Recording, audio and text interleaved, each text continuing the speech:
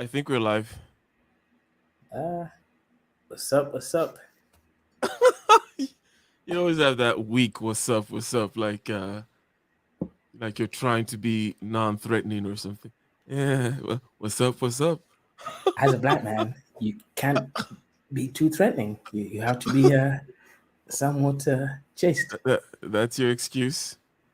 No, I was just That's saying my that when it comes to certain things about resumes in the field I am in, I think that shout out to Aaron B in the building, as a matter of fact. The field yeah. that I'm in is one where the case study thing doesn't really I guess a case study works in all cases, but it's hard Well, to judge from a resume what a good structural engineer, construction engineer, slash project manager type mm. is. well, a resume is not there to judge anything. It's just there to weed out people. The judgment is from the Resumes that interview. we got people. Yeah. Okay, of course, of course, of course. Okay, so cool. So we're here. We're gonna have a conversation, a free flowing conversation. And perhaps one of the few anchor points on this conversation, ladies and gentlemen, after you have liked the stream, after you have liked, shared, subscribed over here, we talk about all kinds of things with a goal to being and doing better, right? And choice is an important idea. Now, I call it an idea because it is something about which, so let me put it this way: there are a collection of ideas out there, like justice, for example, um, as a broad area of inquiry. Make sense? Am I communicating here, sir? So not Yeah, just but not your notion of justice or my notion of justice, but just the question of the idea of justice, well, right? it's interesting. I'm going to go a little bit more annoying on this, and I'm going to bring up my whole etymology. But idea, hey, that's where ID comes from, huh? Because it's the idea of, anyways. Yeah, Yeah, you tried to. Was that a try at a joke about your yeah, ID? hmm Okay, so the idea of choice is another one such one, right? Whether you think it exists or not, or whether you think you have it or not, whether you think it matters or not, mm, and the yeah, silly other things around it, such as like, but I like to bring it down to like what is actually actionable, right. rather than talk about, well, does free will exist or not, right? That doesn't matter.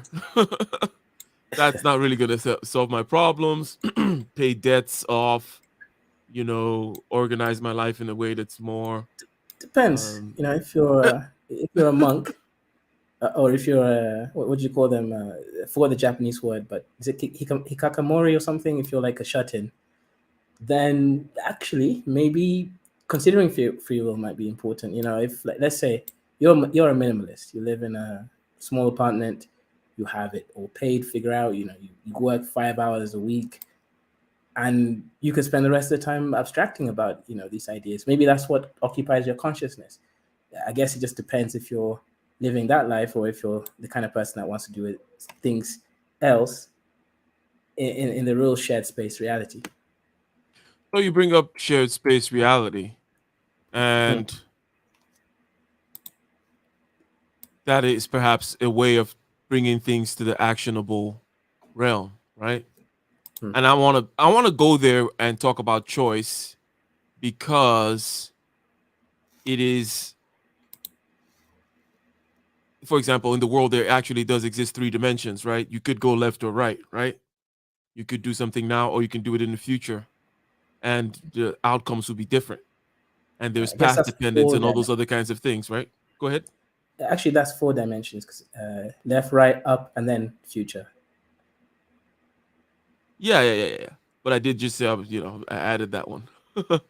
um, so in there, right? I want to see. Let's talk about, let rubber meets the road. We'll have more empirical evidence, if you will, as to what people think they mean when they choose something or when they say they have a choice.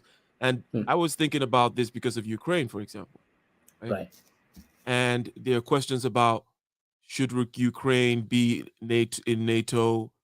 Is Russia justified in feeling this threat? Yes, Ukraine is an important chunk and also important historically to Russia, and NATO is an important concern for Russia.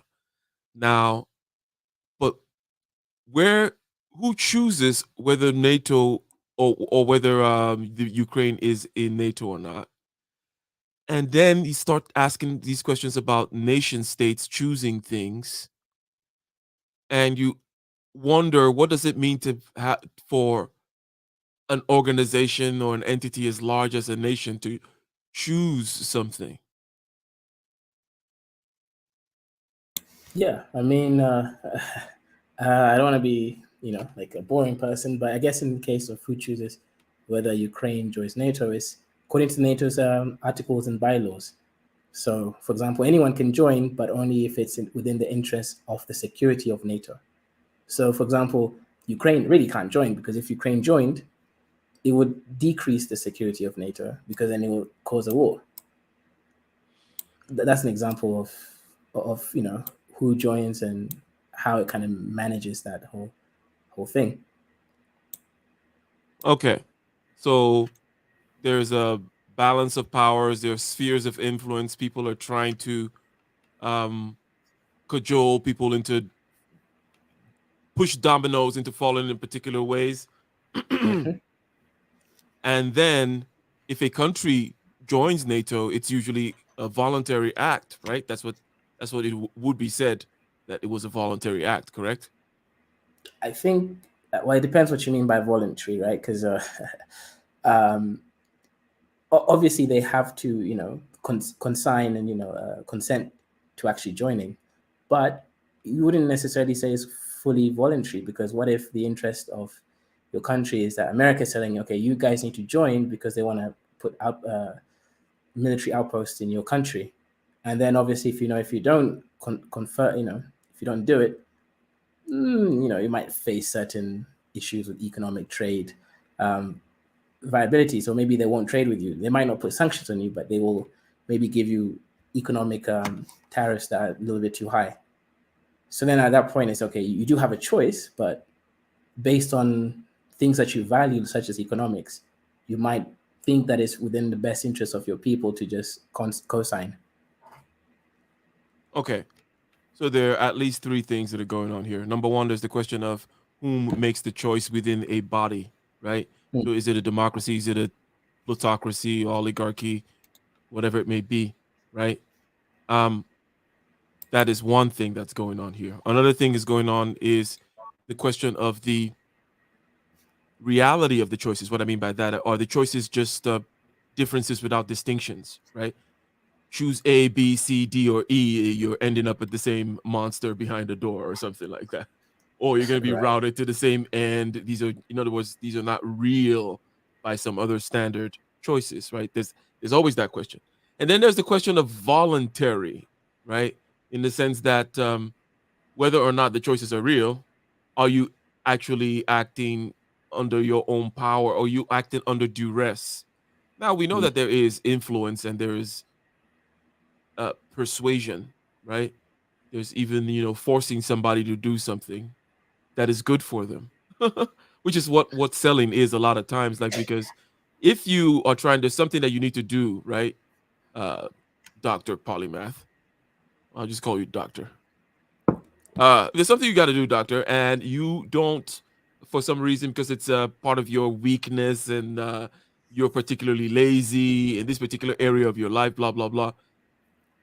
But there's a salesperson that comes and forces you. Maybe it has to do with buying a plot of land, right? And this land Right. sales guy forces you to do that. All that stuff is still kind of in the good direction, but will the individuals or will the country say to themselves like, you know what? That was voluntary. The choices were actually real. In other words, there were not differences without distinctions or distinctions without a difference, rather. Uh, you know, if we go in particular again to this country that chose to go into NATO, number one, who makes the choice within the country? How is it organized, right? And then number two, was there a real choice that they was this just thing that they're falling? Because I'm talking about I'm trying to see, I know this has been a pretty long and convoluted question, but I'm going to say something that is analogous to the point I'm trying to make here, or just to give us the environment that we're in. There's a notion of international standards and international treaties, international openness, cosmopolitanism, and what it brings, right? And how it allows trade to happen. But that is not the truth. The truth is it takes a strong navy, usually by one country or two countries. Nothing quite international about it. Okay, to keep security. That's what actually makes it happen. It's not the goodwill of kumbaya, we are the world, right? That makes that happen. So that if you can see here, I'm trying to paint a picture of what's behind Do the you know what? scenes. But let's talk about the decisions and such. Go ahead. I guess yeah. Do you and let's say anyone in the chat? Do you know about fractals? Do you know what they are? Well, yes, It's I do. But you right. please go ahead. Yeah. So fractals. I'm going to simplify it, but it's there's some things, actually everything is this way, but anyway, some things you can actually prove it is you look at it from the smallest level, and then you can kind of expand out, or vice versa. The shape is almost infinitely going around, and it has a repeating pattern to it. That's what a fractal is. Now the same thing is here when it comes to like international trade and macro scale, you know, intranational communities. Like at the small scale, right? Your parents have power over you as an individual to some extent. Then obviously the state has power over you, and they have control. Again, the state has what? Weapons and threats of violence and or imprisonment, slavery on you if you don't comply to what they seek. Mm-hmm. Same thing if you look at the macro scale. It's all to do with power. Obviously, within the power structures, there's like things you could argue is about morality or shared interests and the kumbaya aspect of things. But ultimately, the power is the glue. The power is what holds this whole frame together.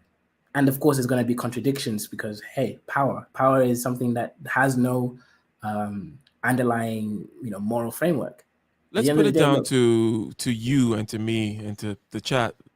And here's a question: do you have a choice as to whether or not you're going to wear trousers or pants, depending on what side of the ocean you're at?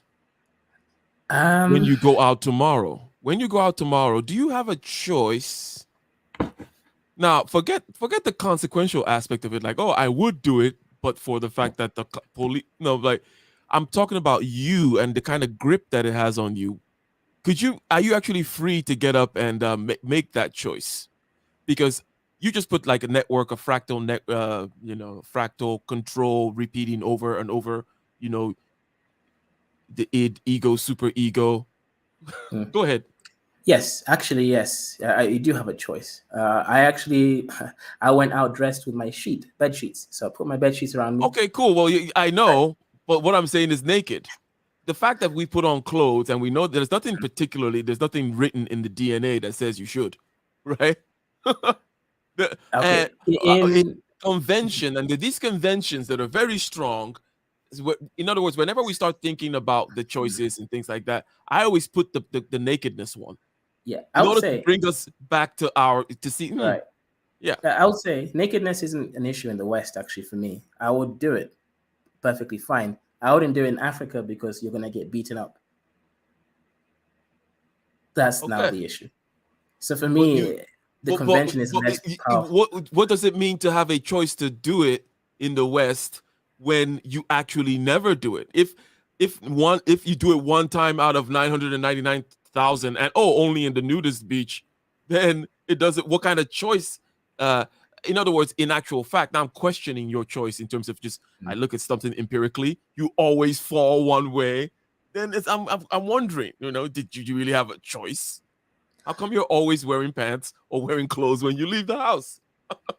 Do you have a choice? Yes. The choice is independent from cultural, um, you know, cultural slavery, right? Like, does a woman, who's a Muslim have a choice whether she could wear the hijab or not?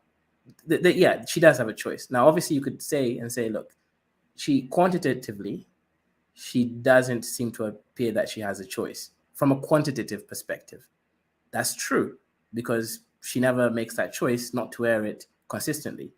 However, qualitatively, that's why I have to separate the quant from the qualitative. So quant meaning, statistically speaking, she doesn't really seem to appear to have a choice. But then qualitatively, meaning the quality, quali, which means, I'm not going to go there, but truthfully, she does have a choice, because sometimes some of the people who engage in this behavior have been proven to not wear the hijab. There have been some people who choose to leave Islam, for example. There are some people who do choose to walk around naked. So that the choice is a binary thing at the heart, to do or not to do. And the simple fact that it is possible to do, and by possible I don't mean like some abstract possibility. I mean literally, this is within the realms of what we can do without too much effort. Like external, factors. It's not. I can't choose to go to Mars right now, because there's just so much issues before I can even get there, right? So now that's a different question there, because now there's an external factor, and you start being more abstract. Can I get myself onto an airship? Can I invent a teleportation device? That's when it's abstract. But when it comes to, do I have a choice to be naked? 100% from a qualitative perspective. But quant, not really, because it doesn't benefit anything that I necessarily value in that moment in time. I don't want to be put Okay. in a mental psychiatric unit as a crazy person. I don't want to get put in the sex registers offenders list in the UK for walking around naked. Um, and in Africa, I don't want to get beaten up, potentially losing access to my children maker. My future, your future kids. You lost the custody battle. Right. I don't want to lose custody even before I have kids. Doesn't make sense. So, So Sartre, our friend over here, now existentialism, hmm, the primacy of choice, especially with his, this whole idea of radical freedom, meaning that is slavery a choice, right? yes. Because I just talked about the choice of you walking outside naked. Now that's a Hmm, quite consequential one. You mentioned the consequences. Everybody in the yeah, chat, Eisen, uh, Aaron B, Snuggles is like, oh well, I would like to walk out naked, but I don't.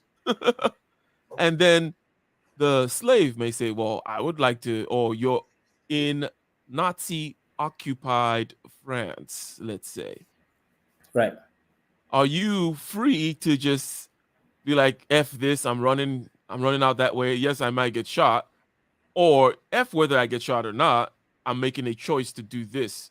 Or do you choose every day when you choose to follow the orders of the Okay. soldiers with their guns? Is that a choice? Is Right. slavery a So, choice?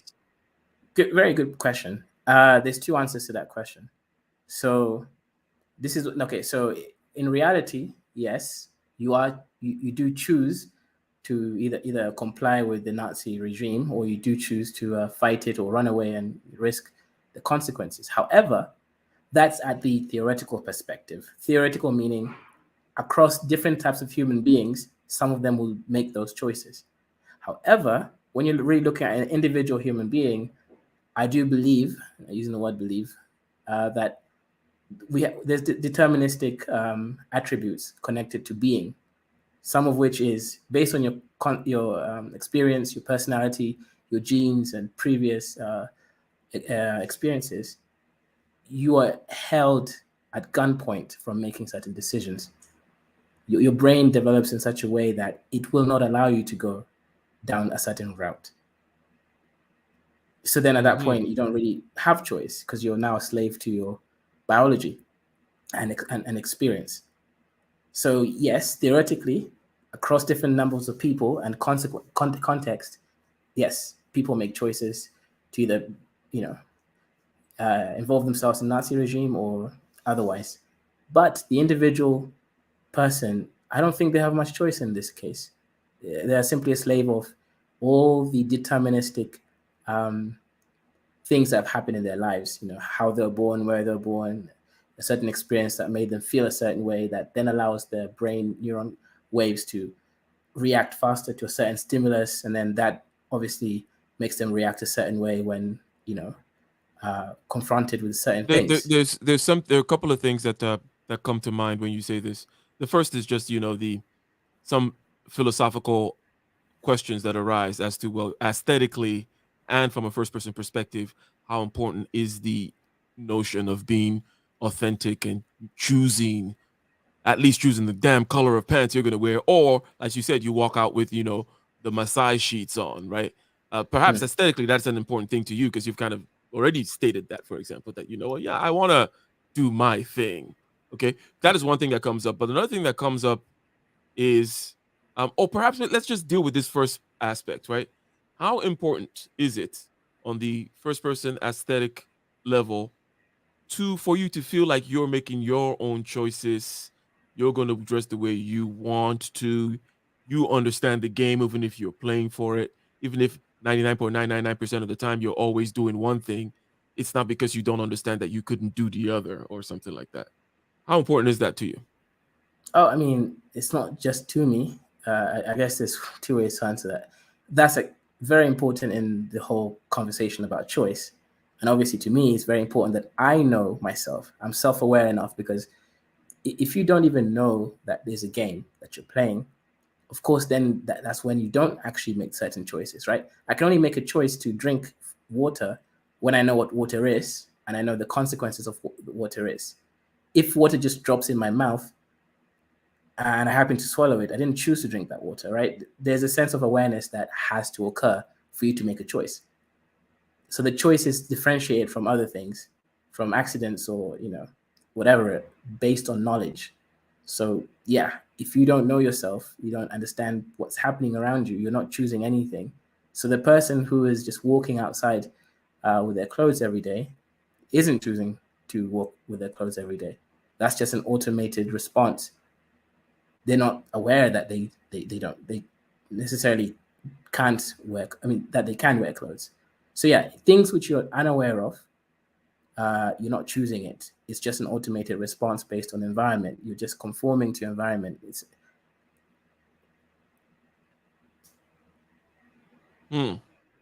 So when it comes to people whom say, the other thing I was going to say, so the first thing is this kind of a first person perspective, and then the other thing I was going to say is this: the way we look at the question of choice has changed only recently. What I mean is, or perhaps first of all, it's important for to the human psyche how he considers the question of responsibility, right? Because Mm. obviously on the one end it's just, well, determinism all the way down, and, well, murder and other things. There's always a mitigating aspect of something that happened to you during your childhood and so on and so on. Stalin's mom beat him, so he murdered 2 million people, right? That kind of thing.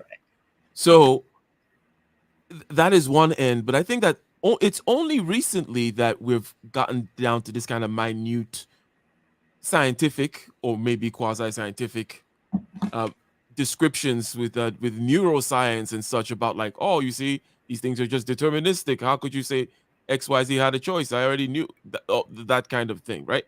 That Maybe part is not, actually, it's important that it's a new thing to us. What I mean is that this is but only a recent maybe thing it's in not. history. Go ahead. Maybe it's not because the abstraction is the same. It's okay. The spirit led me this way, In the right? middle of that, I was like, okay, The but let's will of talk about. God. Is there a difference? Is there a difference between, um, because I think for some reason I just think like perhaps I have this shaman like. I shall we say commiserate with the shamans. I understand them. What do I mean by that? What I mean is to look at a tree and to imbue it with personality, to view the growing of that tree or the flowing of that river with will, right? Hmm.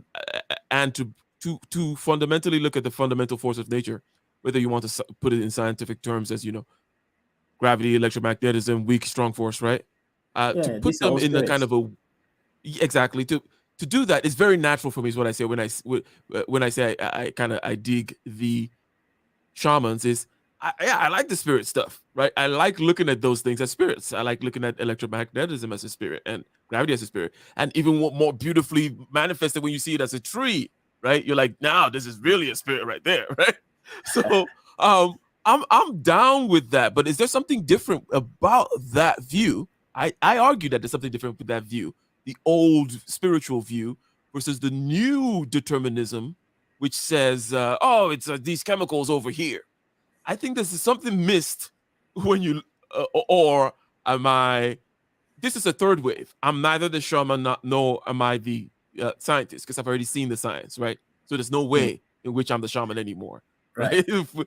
But I'm coming with a third for another sweep over in a Hegelian fashion, right? Mhm. Back to the shaman side and say there's something better here that you should make this sweep after you go Mm. to the science side, But if that's that makes any quantum. sense. That's quantum theory. Then that's what completes it. Quantum theory tells you, okay, this is statistically what we think is going to happen, but then at the root of everything is the like Schrodinger's cat. You fill. Let's say you have a bucket or something and it has a lid. There's a cat and there's like radioactive substance, and then there's some cyanide inside. If the radioactive substance decays in a certain time or whatever, cyanide gets activated. So the point here is the cat dead or alive? And the thing is, you can't know unless you open to check. So that's now the quantum stuff. The quantum stuff tells you, hey, look, determinism might be here in the physical world, but there's something fuzzy, quasi undetermined that can and does occur at some points, which we can't explain. So we do full circle when you look at science. You remove that Newtonian distinction of causes and actions and causes and consequences, and then now you look at something fuzzy. Yeah, so that is quite interesting. Now, do you think that people can take this leap that I've asked them to take? In other words, to come over after having looked at this scientific thing, to come over and imbue themselves once again with a spiritual view, which basically says that there is will in the works itself, that the works is just will, and not only I experience will or revulsion or whatever, but it is all that, just whether it's blind or not blind, but will forcing against will, um, gravity pushing against the forces of electromagnetism when Right. something tries to crush something, right? um, Mhm. and that is just the will, the struggle of the wills that you also experience, and might one might call it Maya, even, right? Hey, I mean that's basically the general theory of relativity. It's so if we try to define this, You're always saying shit like that. Anyways, go ahead. What you better be clear about why that is the general theory of relativity. let's be clear here. So what is general theory of relativity? Okay, we'll explain it simply so that people can get what we're trying to say here.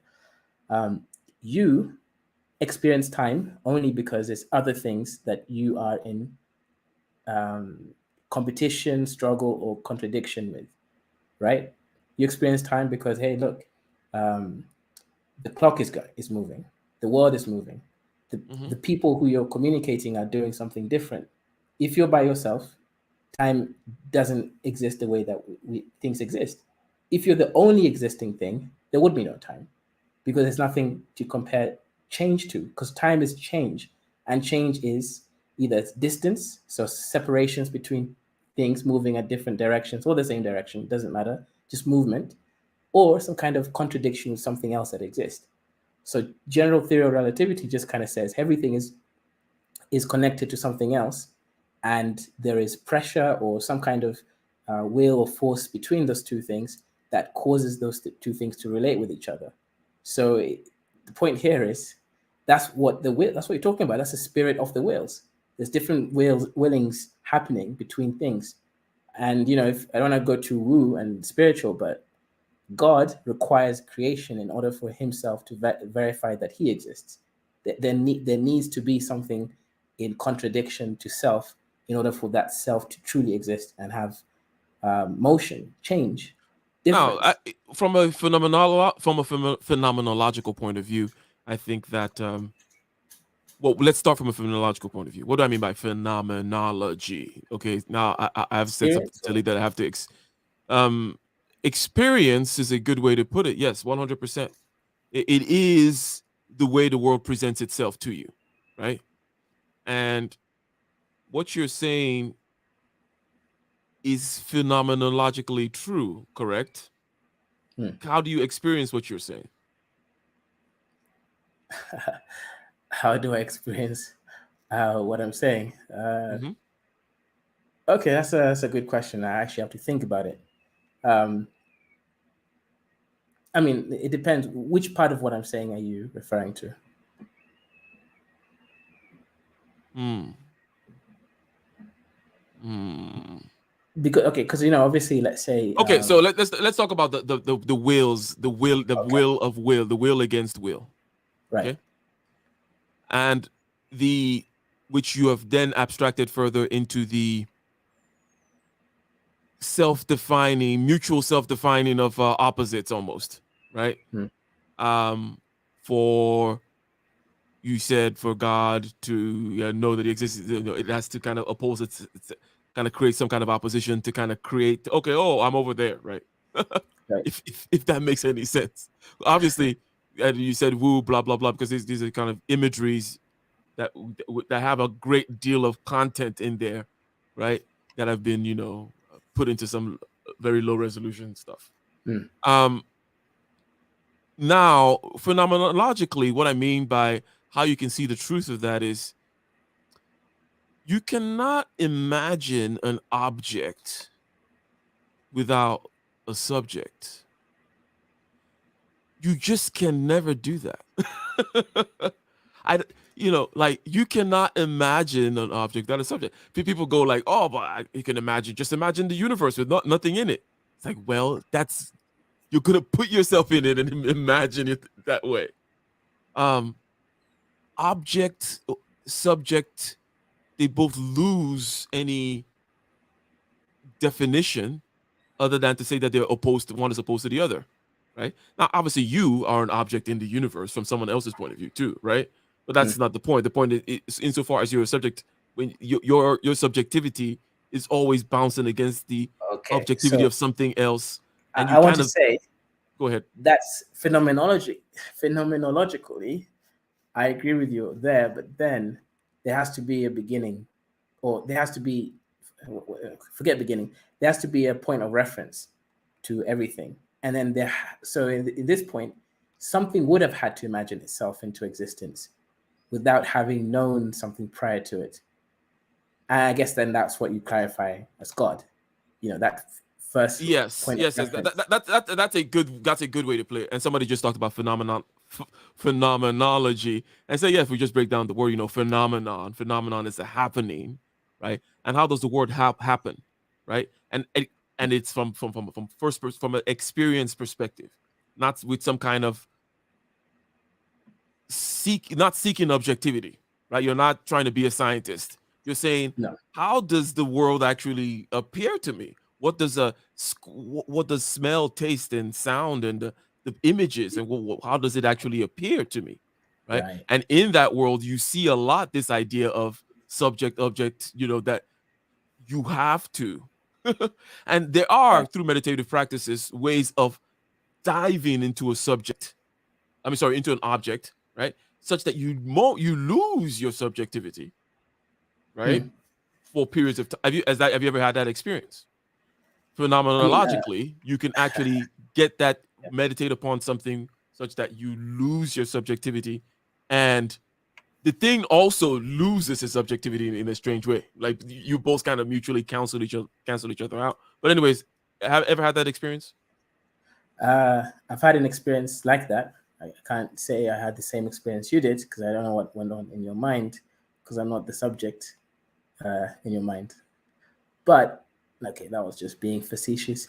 Um, yes, I've had experiences where like I've abstracted to infinity, whereby first of all I've tried to lose myself, and by myself I mean the narrative. You've made a show once about Storyville, the stories that we create, the narratives, because as a human being, we are actually we're actually I guess you can call it monkeys or primates that are simulating reality, right? We're not really experiencing anything in the real world. Our mind is simulating the experience.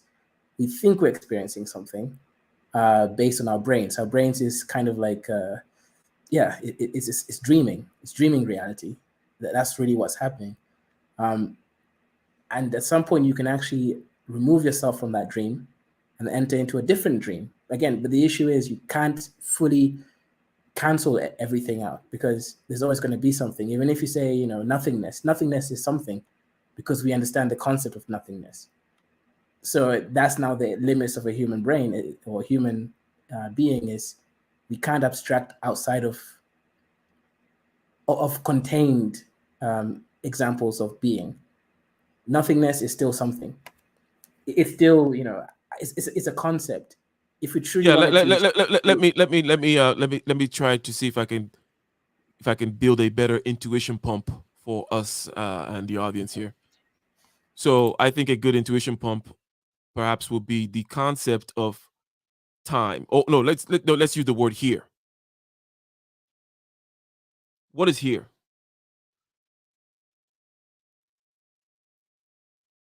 Here is an empty space to be filled with whatever here, such here-ness, right?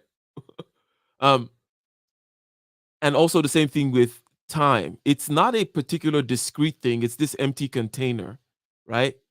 But without it, or it's almost a priori needed. You already kind of just know that it's almost like there is a here, right? I don't care.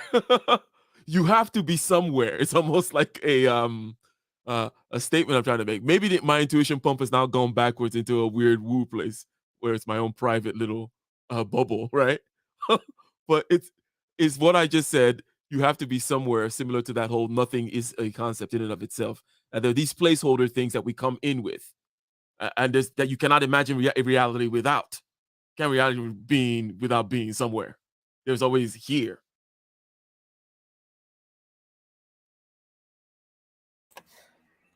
right? But you could say that you could be somewhere else, and that somewhere else.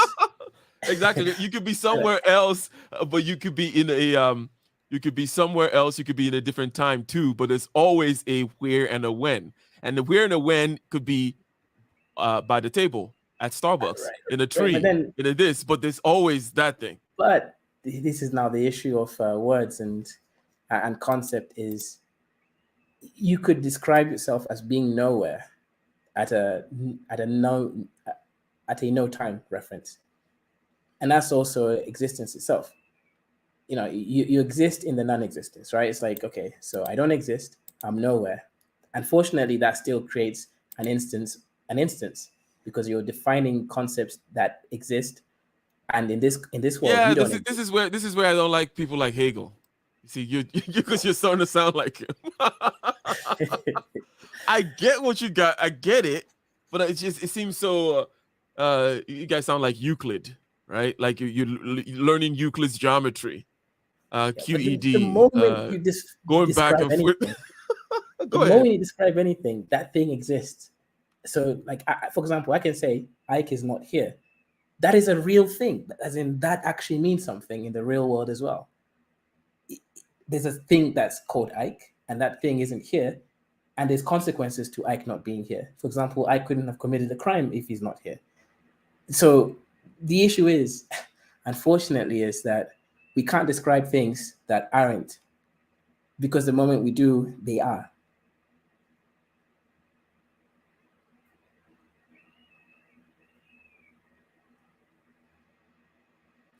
It So, also is kind the of. case that we cannot describe the things that are because the moment we do, they aren't. Wait, can you repeat that? Can't be describing the things that are because the moment you do, they aren't. Oh no, I'll say it's the opposite. You can't I say describe both. things I that. say both are true. Oh, right, right. Yeah, of course, of course. And that's the Hegelian principle. So you come full circle to believing in Hegel, because now that's the issue, and I would say that's why we can't be God, because let's talk about this abstract. Let's talk about this imaginary being, right? Even in mathematics, we have imaginary numbers. They're just numbers we imagined. Because normal numbers, right, are usually referring to a real thing. If, like, I have 2 chickens, I had another 2 chickens, I have 4 chickens. But imaginary numbers don't work that way. There's a different logic or rule to them. So if we let's talk about God, for example. God would have to be a thing or nothing, whatever it is. God has to be whatever God is, and God would have had to imagine itself into existence without any prior relationistic properties. And by relationistic properties, I simply mean God would have had to imagine itself into being without anything else, like causing God to kind of think, hang on, okay, so imagine God is here, there's nothingness. If an idea comes, or like, let's say God sees or whatever, experiences like a mouse or anything, and then God's like, oh, wait, I'm conscious. That won't work either, because then God is stuck within that relative Yeah, theory. And so because God would if God said, yeah, saw the rat, then he's stuck, then he no longer is God. right. But if it does that, that means God is also a slave to relationship. So then you have the issue of regress. Where did that mouse come from? So there has to be something that self-imagined itself into being, and then that thing is God. Whatever that thing is, that's how God exists. There has to Now, be something. given the fact that we have consciousness, and I'm going phenomenological again, because I think that when one does metaphysics, generally speaking, right, which I guess that's the realm we're in, right? I think phenomenology is a good guide to keep it. It does two things for me, at least. It helps me to understand that I'm in the world of analogy, right? Lest I start thinking I'm out there broke outside the matrix. I'm seeing the no. So number one, I'm in the world of analogy, and then number two, there's some things you can actually directly experience, right? So now, this non-being thing, which is something, by the way, that unless you want to say that go ahead. Consciousness is God. So consciousness is a spirit that possesses objects in this world, but consciousness itself, the concept of demarcation, of making separations, that itself is God.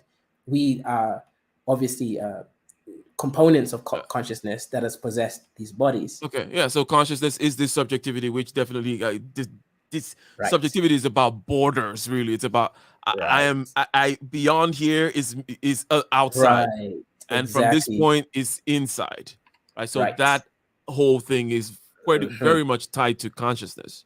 Right. So then, this thing that we're calling God, that God is consciousness itself. The ability for, let's say, even nothingness to distinguish itself from nothingness. That is now God. It's like, okay, so there's nothing, and then I'm nothing. Or forget even I. That's already a huge demarcation. Just simple demarcation. So let's say we have a line, right? We can separate a line that has 1 to 2. We can make infinite points of references within that line. You could say 1.1. You can say 1.000, whatever. You can go on forever. So God is consciousness. It's that ability to make a difference between things, even if they're not like obviously different. It's to state it. Yes. It's interesting that Snuggle said creation. something in terms that's of what creation is, isn't it? Yeah. Limited vision, of which I was kind of also saying at the same time while she was typing, asking the question of wouldn't the view be limited? And that's why I say yes, of course. And phenomenology is a way of helping you keep, because that's Immanuel Kant basically was just telling everybody, hey, look, beyond a certain point, you cannot use what is called pure reason to make arguments. No, you can't. Okay? Because you can't. I guess that was the whole joke. That's he came in like you can't. But I hear an echo. I don't know why. Did you do something? Okay. I think it's my Yeah. mic. Yeah, let Yeah, I me don't hear think. it anymore. That's Is good. it gone? It's gone. Okay. So basically, Immanuel Kant came through, said, hey, and he kind of elaborated on this quite thoroughly in his work, The Critique of Pure Reason, basically saying outside of a particular realm, you cannot use reason because reason, okay, let me not go backwards that way. And that realm is metaphysics. In other words, beyond the world of the physical, beyond the world of space time causality, you can't use reason because reason is tied to space time and causality. Right. You can't separate reason from space time and causality. You can't say, "Oh, reason is this." It's like, no, it's all part of the framework, man. You can't go Right. outside. Reason. Reason, existence, being in itself is a certain kind of logos, right? And you Right. can't outside if you go outside of being to try to talk about beyond being, metaphysics, beyond that, the nature of God per se. You cannot 100% depend on you still have to be logical, right? But you can't say, "Oh, I just made a logical argument, therefore I was right." It's like, no. Right. Actually, I don't think you can't even use logic, right? Because I'll explain why. Um, the problem is you can use logic to create frameworks of understanding so that you can make practical consequences from that thing. For example, setting up a formalized form of religion as opposed to, like some shaman spirituality in the, whatever, in the pygmy forest of Congos, right? But the point here is, for example, you can't prove God exists. The God, as in, the spiritual being that has your love interest at heart.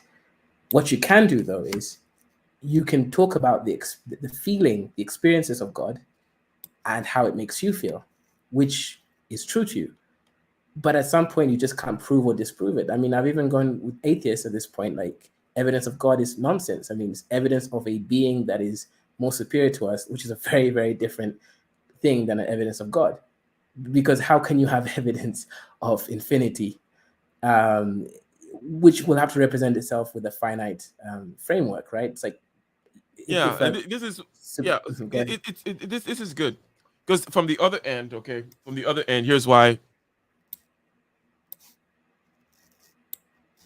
Okay, this is kind of like an intuition, but I think that it's just kind of clear from just observing. Like if you simply exist and you open your eyes and you notice existence.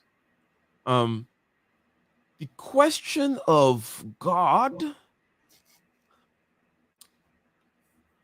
is immediately silly. It's almost that you know what? You fall into a trap. The God question is a trap. Yes.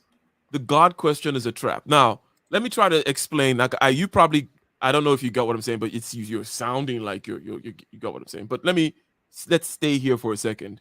Let me make myself try to repeat myself at least. That if you get up and you imagine existence and you experience existence and you cannot imagine anything outside of existence but there's nothing that says that existence should exist, right? There is nothing that says that any of this should be here. There's nothing that says that you should be listening to something called YouTube with people having conversations right now, or that there should even be a single atom of hydrogen anywhere, right? Hmm. When you come into this place and you see that it exists, you make a huge mistake when you start asking about things like God. You've already missed the point. You see, to get God right, okay, is to never try to go on at him directly because you already Hmm. missed the point. If I hope that makes sense. Yeah, yeah, yeah. I definitely get it. I get it. There's some. I mean, look, I don't want to go and become all woo, but we are God, right? Like I mentioned earlier, consciousness, being, that is God. Now, I want to refer. Yeah, shout out to creation news, and I also want to go and answer that question or point that creation news made about God creating a rock that he can't lift. That's an interesting point there. Um, yeah, and I think I have some intuition about it. So Yeah, shout out to shout out, Creation News. Anyways, yeah, yeah. shout out to you for the $9.99 super chat. I guess is it what kind of user is that? Is that Apple or? Oh, that's an Apple. That's an Apple user. Nice, nice, nice. Okay, shout out to you.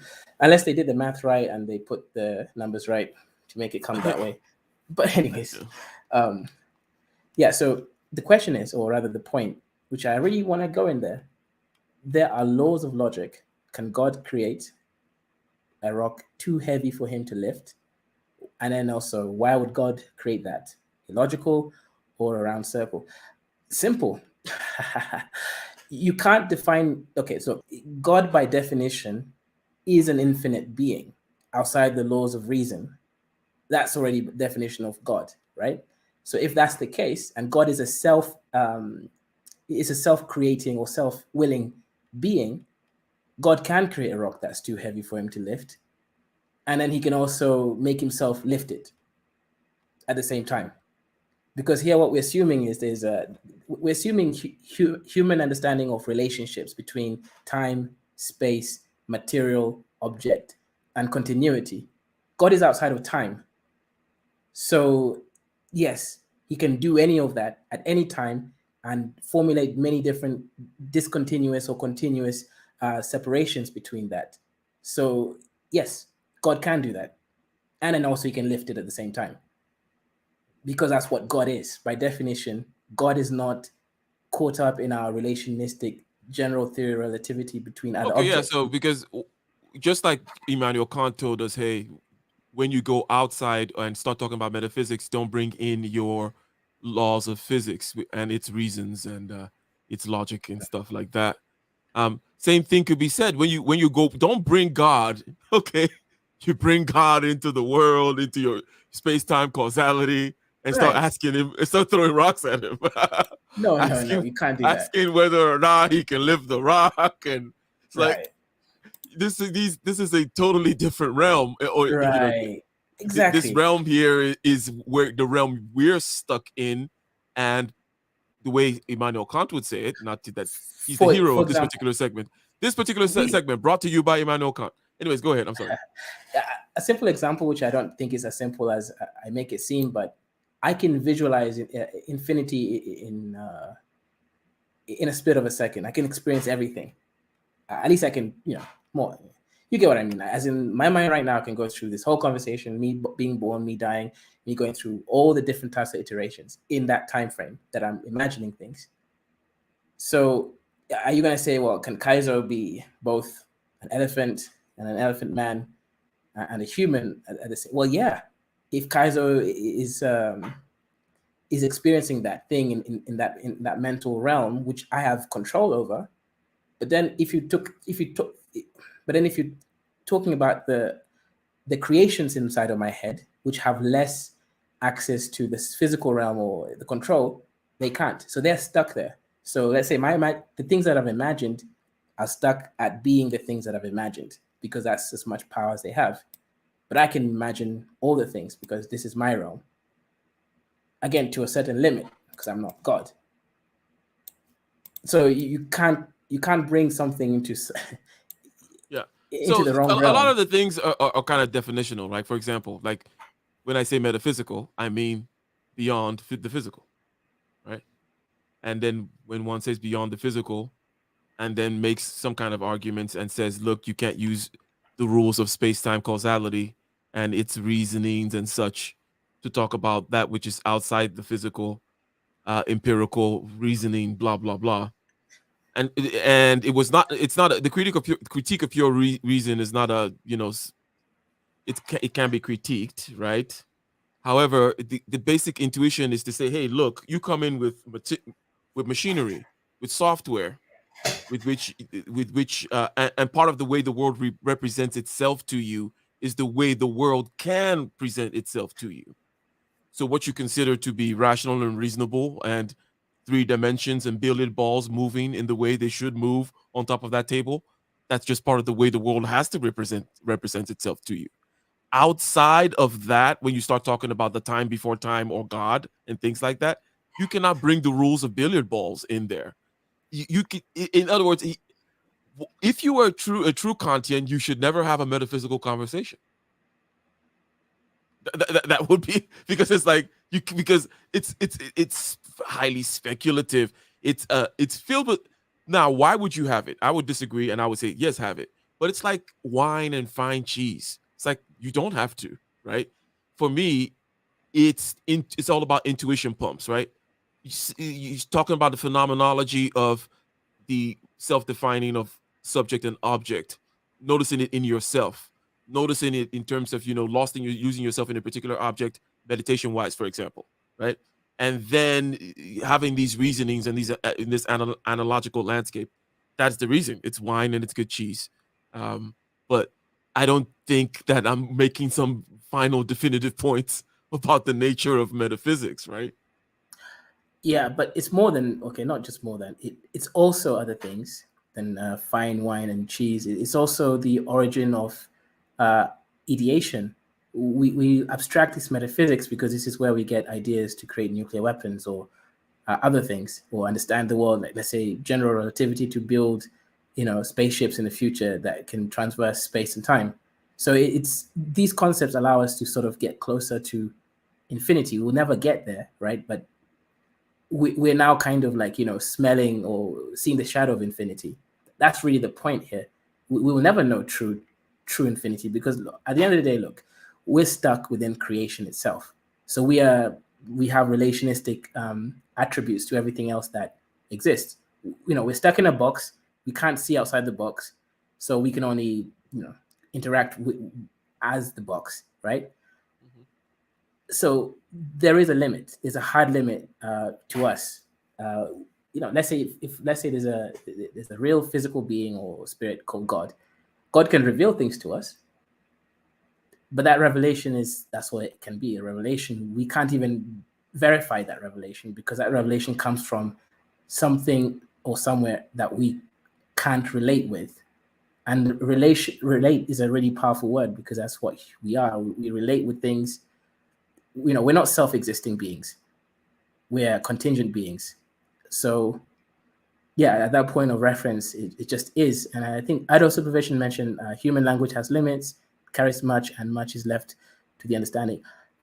This is beyond sort of language, unless what you mean by the limits is we can't, even with math, you can't define every instance.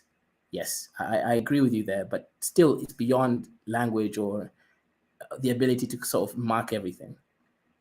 There's a distance between existence and whatever else is or isn't out there, and then us, which are a part of existence. So yeah, that distance is what we just can't comprehend. The distance between a self-existing imaginary being such as God that imagined itself into existence and then us, that distance can't be filled for some reason with Well, human intuition, not if we even if we language. go if we go back to consciousness, Hmm. and let's say if we go back to, there's some things that can't. Okay, if I said something like a mirror can't look at itself or eye can't see itself, does that mean anything to you?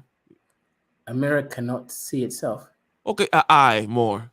The eye Okay, cannot actually, see itself. interestingly, if you try to share the screen and then on Yeah, here, you're gonna get this infinite regress. That's the mirror looking into itself. yeah. It can't. The mirror cannot look into itself. So let's do that live right now. Okay, let's try it. Yeah, yeah. You see, that's what happened when the mirror tries to look itself. It just infinitely goes on and on and on. It has no frame of reference. It's quite Okay. interesting. So if the mirror tries to look at itself, you get this infinite regression deal, right? Yes, The eye cannot also look at itself because eye and seeing are one, and the eye cannot leap out of itself and go look back at eye because it's seeing and eye are one and the same, right? right. There's some things, there's these things like this that we kind of encounter in just our regular phenomenological life, right? Hmm. In our experience of the world that really explain partly, I think, the gap, right? And why we won't really, and why it's okay that there is a gap between physical, our experience, and then what is beyond it. The point being, though, if we go back to the beginning of what I said, my very first experience of like once you just open your eyes, in other words, hey, right, you're here, and notice what that there is a here and a now. Um, every other thing is less of a miracle than that. Like I don't even know how else to put it. It's like there's nothing else. Start asking questions about certain things. It's just the miracle. Let me put it this way: God is less of a mystery than the fact that you're actually here. Yeah, exactly. But again, obviously, human beings, we, we don't just want to experience God. We want to define God, right? We want to define. We want to worship something. I think that's why the whole is God real or whatever comes into being. It's we want to be able to sort of put a point of reference to us and existence and be like, oh, we exist because of X, right? That's what we want. And we want it to be so much further than just our parents, because if you use a normal relationistic, theory of relativity, it's like, okay, we exist because our parents exist. They exist because you can go all the way down to the first primordial soup that created biological beings, right? Then you go beyond that, you can keep going, and then we want to the reason why we're interested in God is because we do want to sort of we acknowledge that, oh wow, we are, but then now we want to put a point of reference to that being, and we want it to be so separate from everything else that we experience, and then that's where God comes in. Mm-hmm. Now we got to God, but we started at choice. And wouldn't it be fun to see if we just randomly jumped back to choice, even having no idea how we got here? But if we went back to choice now, and let me ask you something. If you were Zelensky, would you have taken the American offer for asylum? Um, sure,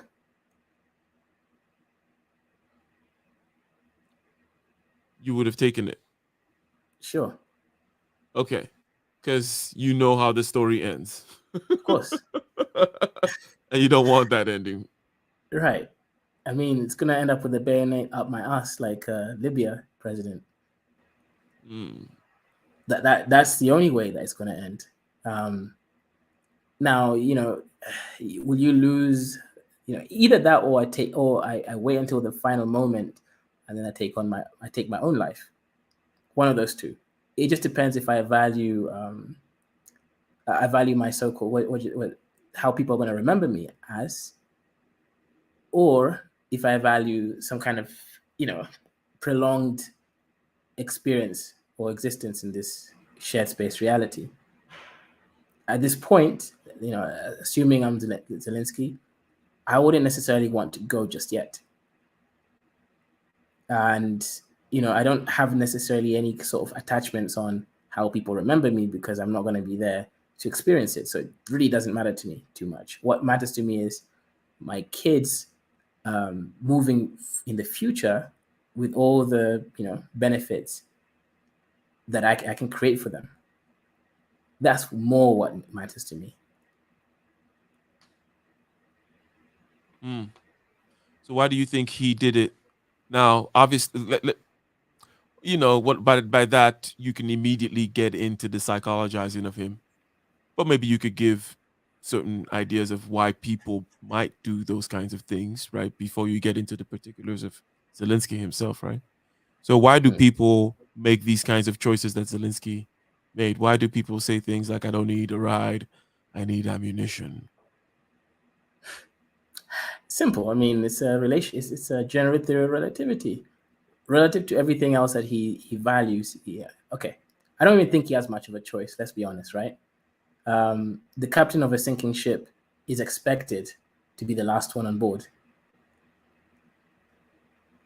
The president of a country is the king, right? So if he's captured or surrenders, the country's morale is surrendered at the same time. So there isn't much of a choice, especially if you're the monarch of a certain kind of, by choice, you know what I mean, as in he could do whatever he wants, but there's consequences to his choices, which would even make him get assassinated anyways by his own people at some point for being a traitor. So at that point, you're no longer acting with your own so-called individual conscious desires or preferences, but you're acting as the state, which is a totally different entity. And if you do value, even again, your safety, because some of these choices might not even be allowed to happen by the people next to you. It's not like he was just deciding himself. It's a whole people deciding what happens to him. You're not just yourself. People think monarchs are some kind of all-powerful rulers, or people calling it Putin's war. No, it's Putin and his advisors' war, and they can easily choose to go against him, and there's nothing he can do if there's a mutiny or anything like that, especially if he's doing something that's against the council. Well, the story on Putin, Putin right now, is that he is quite powerful in a particular. Well, what I mean is, I mean, time will tell, right? Is part of what you're saying too, right? But also that he is doing something quite rash in the sense of taking like dictatorial power right now with this particular action, doing something that perhaps many people did not expect, or some would advise, or many would advise against. Right, but you see, all of that's true. But then, okay, look, it's a whole system. Everyone in that system has their own preferences, desires, and okay, if he starts taking off land or power from certain powerful people, the other ones might revolt against him. So yes, he has power because he's doing what is expected of him to be done by the people that are supporting him. The military, etc. These are under generals and commanders, and they have actually more power than Putin does because they're the ones moving all this system. It just happens that Putin is giving these people the power, and that's why they're following him. But if he doesn't, just like any monarch, they're going to revolt against him. So he's a slave to whatever decisions he's made in order to maintain that power. And if he upsets that power, of course, he's going to lose everything. So it just happens that he's managing the situation well. The right people, the right pieces, and moves, because he's not in charge. He's not in charge of KGB anymore, or he's not a high member of KGB. I'm sure there's a KGB director. He's not the general, the army. Okay, I guess he probably is technically the highest member of the military. But there are the generals who lead the actual troops, who the troops are under allegiance to. This is true. And there's always, take for example, a general could defect, run, and be on American TV or in Brussels, let's say, next week, and give a speech saying X, Y, and Z. These kinds of things happened. The Soviet generals defected going to Japan or things like that in the past, right? Or this is not nothing that's uncommon. So, but that's the whole time will tell aspect of things, right? So time will tell as to the truth of the the level of concord or discord in the upper echelons, right? And also time will tell with regards to whether people will push back and how they will push back. Time will tell as to how the occupation will go, as a matter of fact. Right. Because I think it's something I heard, I believe it was in your channel, that this approach of lightly going in slightly surgically, and toppling a country is not something that Russia has ever really done. What I Right. mean by that is this is an American field of expertise. Okay. Yes. America is not necessarily the best at it either. It still mess it up. But that whole idea of, decapitating a nation, that's an American thing. Yes. Setting up And puppet leaders and all that stuff. yeah, and even in recent times, Iraq would show us, and then Afghanistan would show us that the old way, or not, for a number of reasons. You're not going to have the kind of thing that happened when America occupied Japan after World War II and stuff like that. Um, and either the Americans are not really willing to put in the blood, sweat, and tears into that kind of these kinds of endeavors, right? You know, so you end up fumbling the occupation slash so-called transition to whatever other kind of rule. All that gets fumbled, right, inevitably, and then the Taliban takes over, or or whatever it is ends up happening. So Russia has to come in and do this thing, and I think that's what we're seeing. That's what we're seeing in terms of the war. The seemingly clumsy look of the war is about Russia trying to do this thing, because old Soviet style invading Poland or whatever type stuff, that's a different picture. it'll be it'll be just air raids, planes bombing, just bombing everywhere, for days. Yeah. Yeah. I mean, see, I'm not gonna go to kind of say, oh, Putin's gonna lose or he made Shout a out, shout mistake. out, shout out to super chats. By the way, you already did one before, but I think there's another one on the screen. Gyogami. Gyogami. Gyo is like I, and Gami, I guess, could be God, but I don't know if that's where. Yeah, it might. It definitely is. That's a Sharingan. Interesting. Yeah, shout out to you. I appreciate the discussion. We appreciate the super chat. So, question here really is this, right?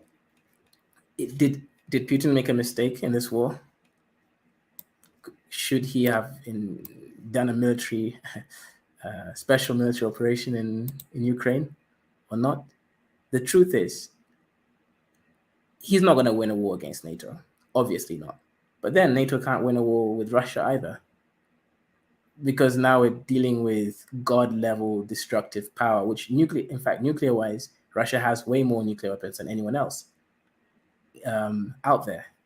So I guess he has more than America, and I guess NATO may have just as many if you add all of the stuff together.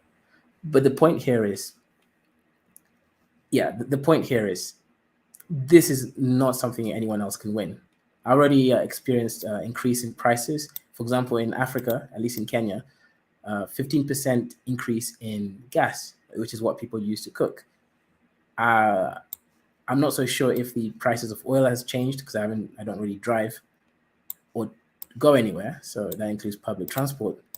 But gas prices already gone up by 15%.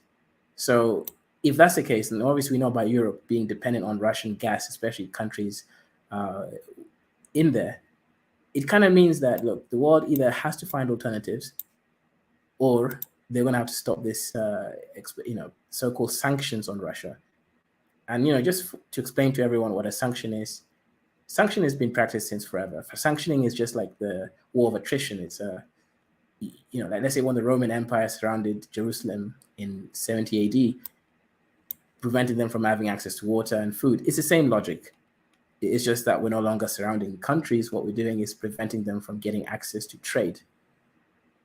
Yeah, but this is it's an old concept.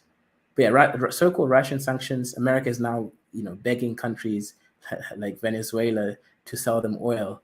Yeah, even America, previously they said that this president is not really recognized. Now they're having to recognize them in order to get oil. So this is a very, very interesting thing. But Russia is too big to be sanctioned. I think these sanctions are going to end within the next 2 months.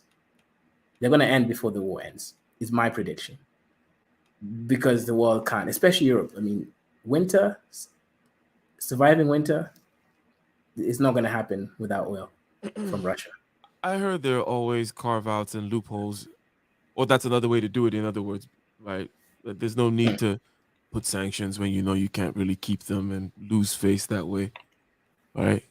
Yeah, there's loopholes. I mean, they're You going to can trade put you themselves can, yeah, you do some other certain ways. loopholes and certain things, or you Yeah. can go full all. There's always levels of there's levels of sanctioning number one that are public and that are announced. Like, okay, we're doing sanctioning level A or sanctioning level C, or this is omega level sanctioning, right? But also within omega level sanctioning or A, B, or C, it could be a completely hollowed out real sanction. For those who actually look at the thing. Or Yeah, yeah. European country goes to Russia, China says, hey, we need to buy some oil. Things like that will happen, and then obviously China gets the oil from Russia. It's just they're paying a little bit more for the product. But it's all, the world economy has to continue, because the main thing with Europe, I'm sure America is the same, is things run on a fine razor type efficiency. Camus said the only philosophical question is the question of suicide, and it just came to mind when you said, the world economy has to continue, and then the question is why. And I, Well, either that or it, war, which is a suicide option. yeah, Those are the and only two options. so it's either. Hmm. Yeah, it's either war or the sanctions are not going to happen. Because look, people are not going to pay high prices for products around the world. They're going to, revolt against the government. And the governments are going to basically have to reverse these silly decisions that they're making. Or there's going to be war. People have to survive, especially, like I said, Europe. And if they don't find alternatives to gas, they're going to die. Like, do you know how many old people are going to suffer from cold winters if they don't have enough gas, or the gas is too expensive? It's just, yeah, it's not going to happen. I could be wrong, but I don't think so. I don't have any good reason to believe I'm wrong. What do you think about what Audra says over there? Not sure I understood it. Yeah, I'll need more kind of expansion on that. I get the point, but I don't fully think I can expand on it while being honest to what the writer probably wants to mean.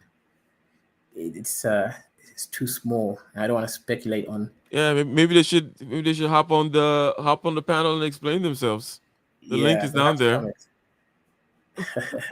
What's this charisma power thrown around?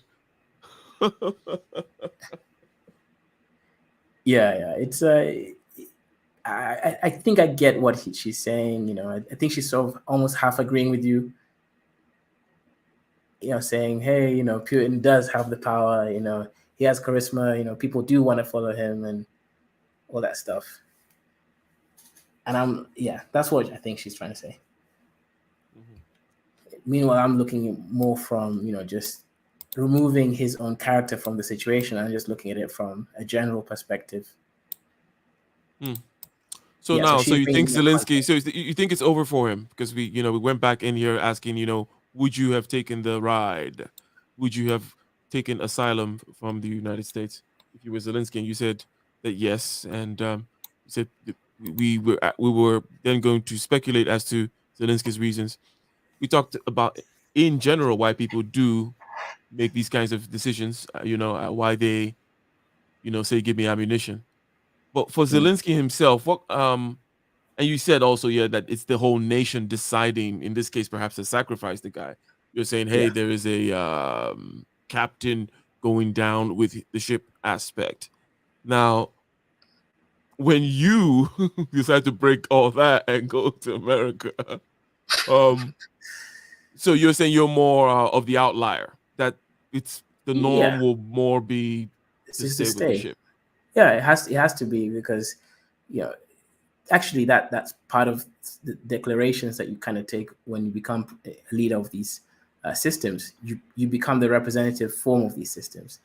So there's a lot of consequences, actually, to your family, your reputation. Oh, I'm not need to go down the list, but yeah, very few people would actually choose to just go to America at that position, because they know that, hey, I don't know.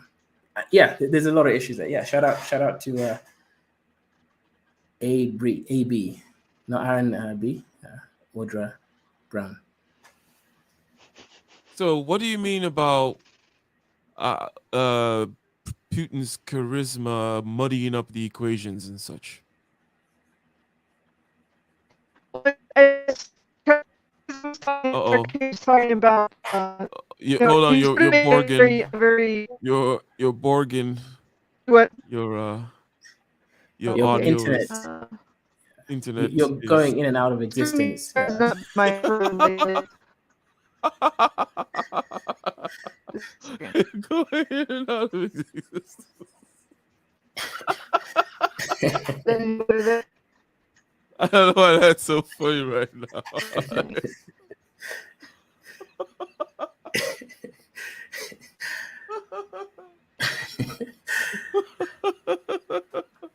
Okay, so yeah, I don't know. Okay.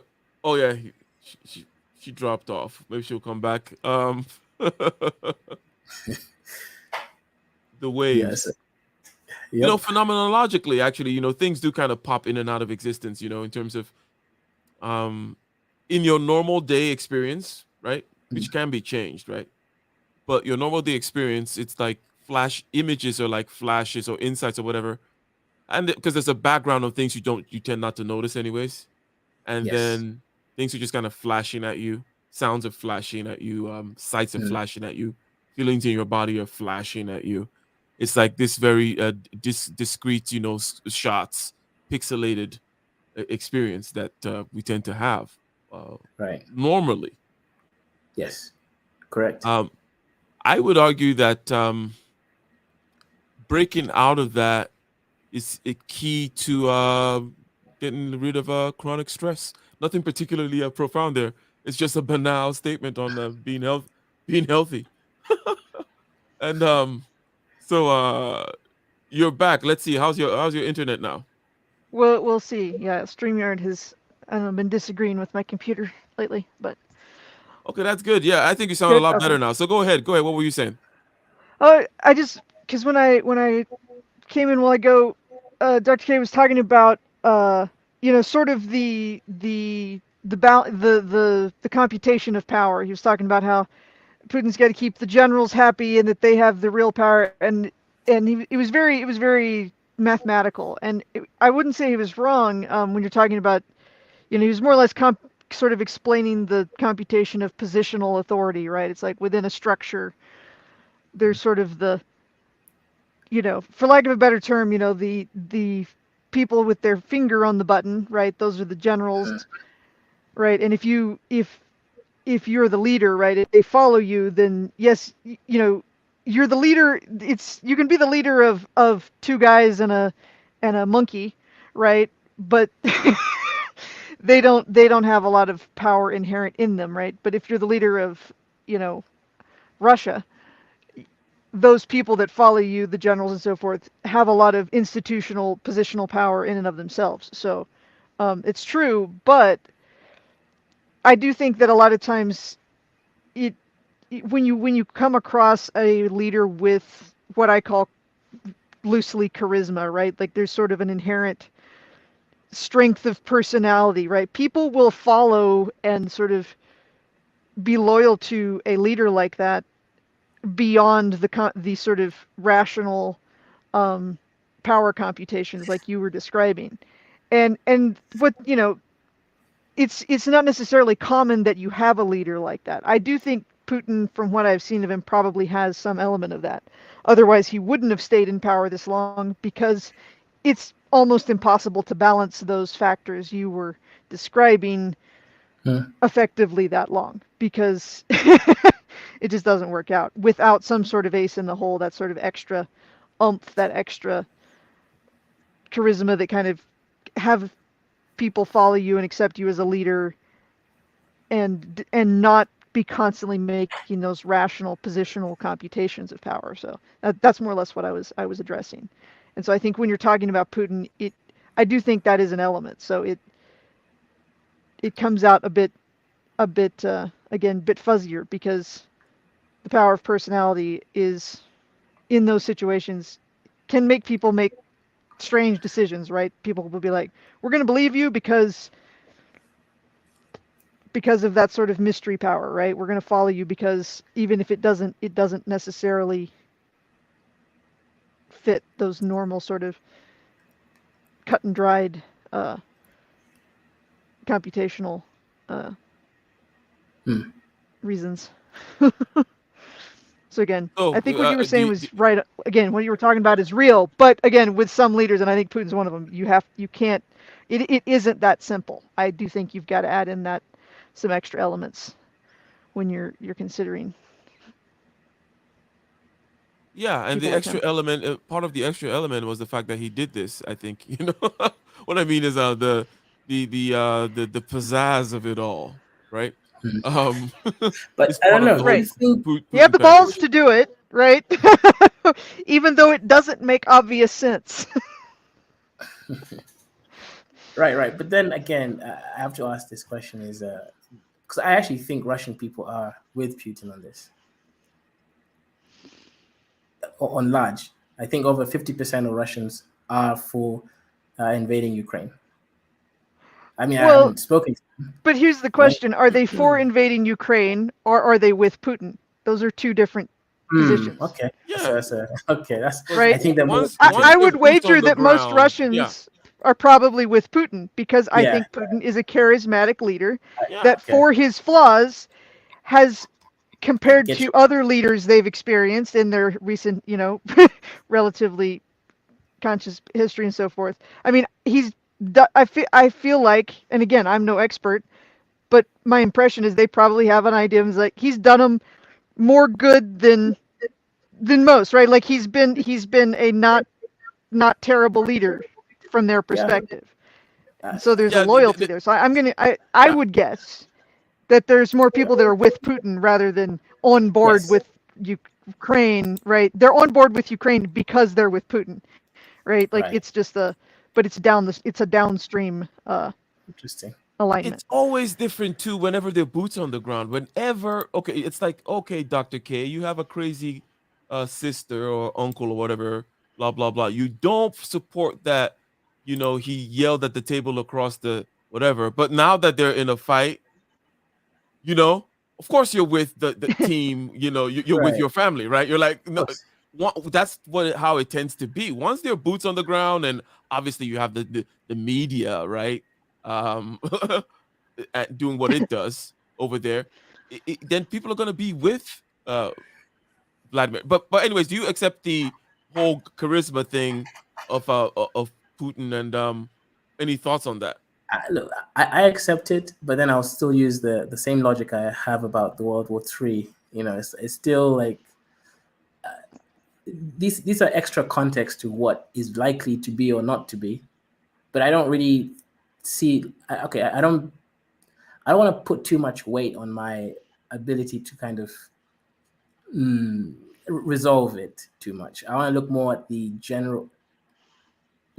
Yeah, I guess I'm more worried about the general rather than trying to be pinpointing on this because maybe I don't trust my ability to resolve that component just well enough.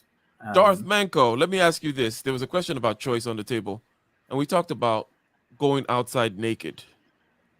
Darth Manko, what is the nature of your choice to not wear pants or clothes tomorrow when you go to the store or something? When you say Uh, pants, do you mean underwear Oh, or like I mean, just trousers? clothes, like just that's what Yeah, I yeah, meant. but which one? The first time I said it, I said pants or trousers, depending on which side of the freaking pond you're on, right? Right, right. So So underwear is fine because there's a difference between no, no, no, fully. no, no, no, no. I'm talking full. I'm talking the Okay. taboo, the thing that So you you're should say supposed. pants and Exactly. Like, trousers. what is the nature of that? It is obviously a rhetorical. It is meant to spark a certain thing about certain choices, right? That we may or may not have. right. It's an Uh, absurd question, and therefore it can, yeah, yeah. So, shed light do on you on do you could you wake up tomorrow and be like, you know what, I'm going to do that, and or what are the arguments? You can even give me arguments, even though this is slightly tangential about the why you should wear clothes or something like that,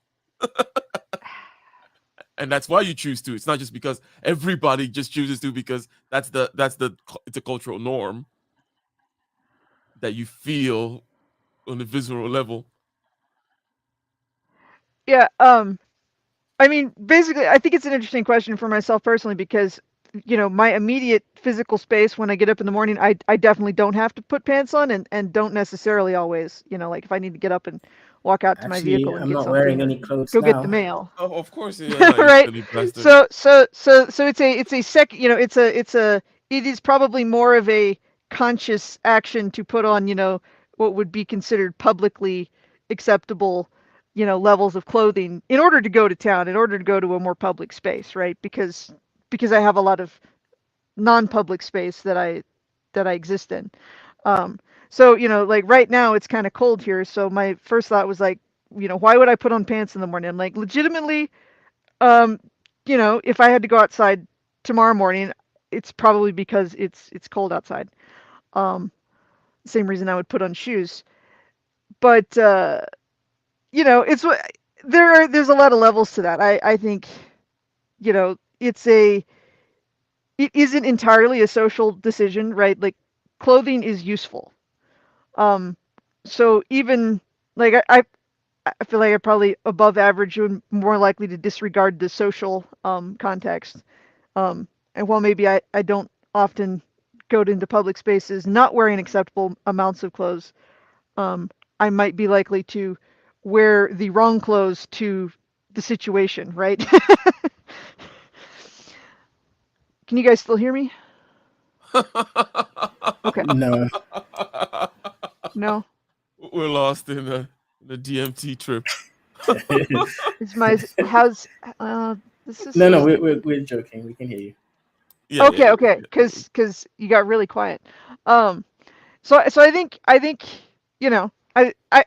I could like if you bet me enough money or made it a funny enough joke like there's no telling what I would do. But I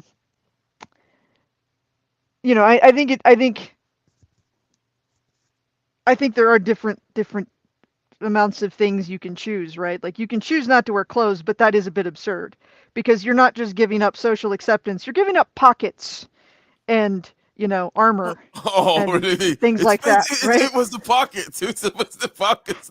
Right. Yeah, my number one reason for all clothes is pockets, right? That's good. I mean, again, like, and this, like, again, I know I'm a bit odd. Like, those are major considerations for me because, I may go work on Vince, and and partially even in the parts of my life where I live sort of a more white collar existence, right, where the armor class of my pants was less important. Uh, it's just I grew up that way, so it's always a consideration, right? Pockets and how well it's going to handle barbed wire encounters. Okay.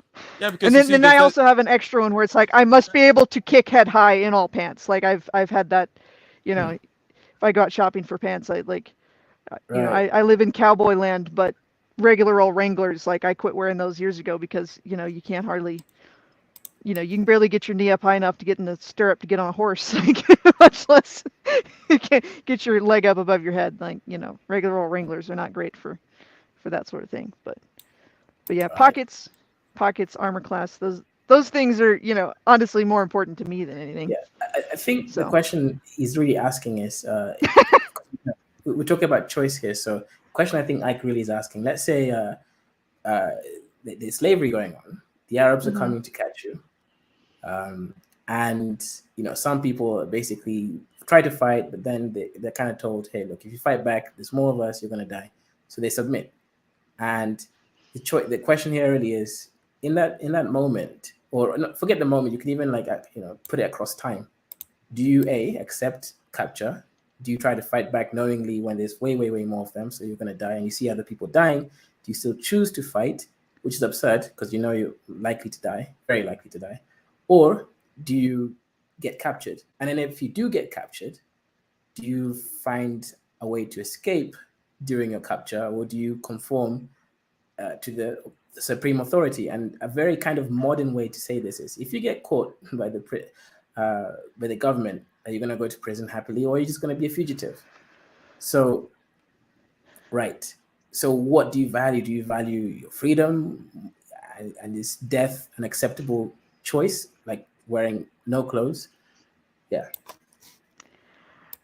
Yeah, I think that's a relevant question that a lot of people don't necessarily know where they're going to stand. I think when you get to that point of in the question, right? When you get to that particular sort of fork in the road, there is a difference between freedom as in a quantifiable sum of here's the number of countable things that I am allowed to do, right? Versus freedom as in the sort of hypothetical autonomy of here's the countable number of things that I am not restricted in doing, right? Like it actually, I think it, so, I think most people probably end up making it on the sort of positive sum. They're like, well, as long as I'm still allowed to do these 120 things that I do, that I like to do, and I'm okay with these 500 things that I'm not allowed to do. Right. Right. So there's a question of uh,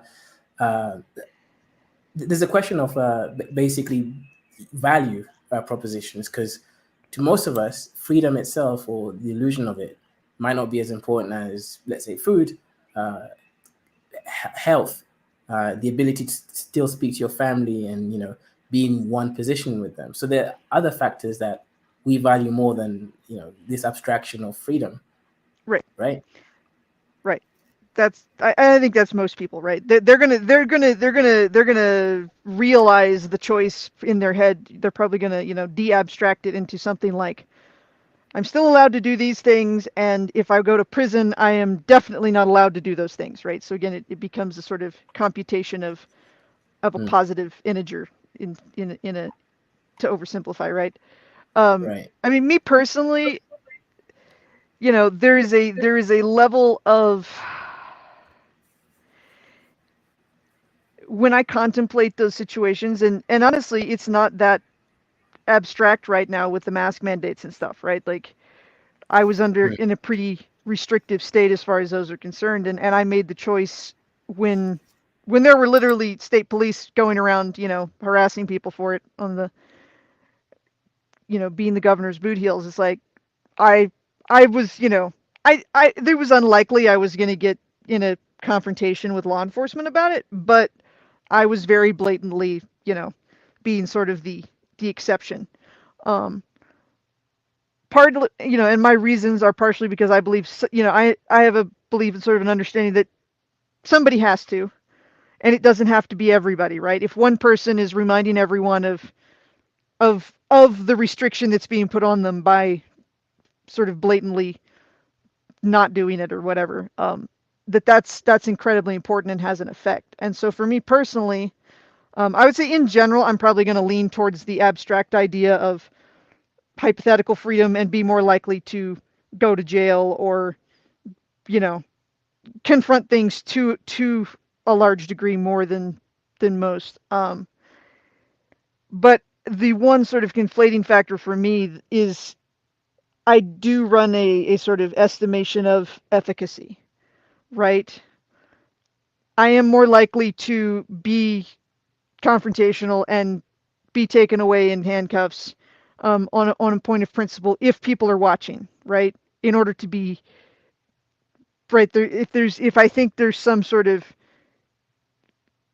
useful and beneficial effect, right, for my principle that I'm standing up for, right? Yeah, for your political candidacy. Right. If I'm behind, if it's behind the bar and nobody's watching and no one will know, and I can slip the Yeah, the cop $20 and be like, look, leave me alone, right?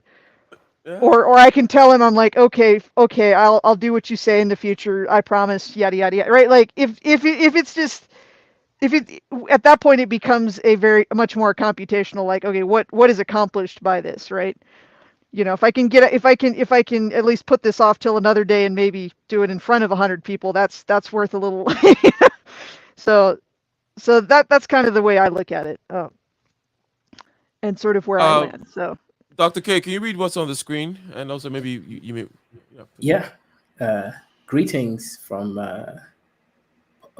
Polski. The situation on the board clearly showed that the will and the opportunity are not the same. Citizens of my country are 4 to 5 times poorer than those in Western Europe.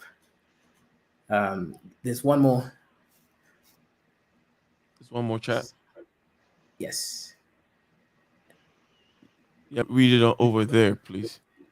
Society voluntarily shares what it has with the victims of Russia. Meanwhile, the inhabitants of the first world at most write laudatory comments. Wealth has not brought them more spirituality.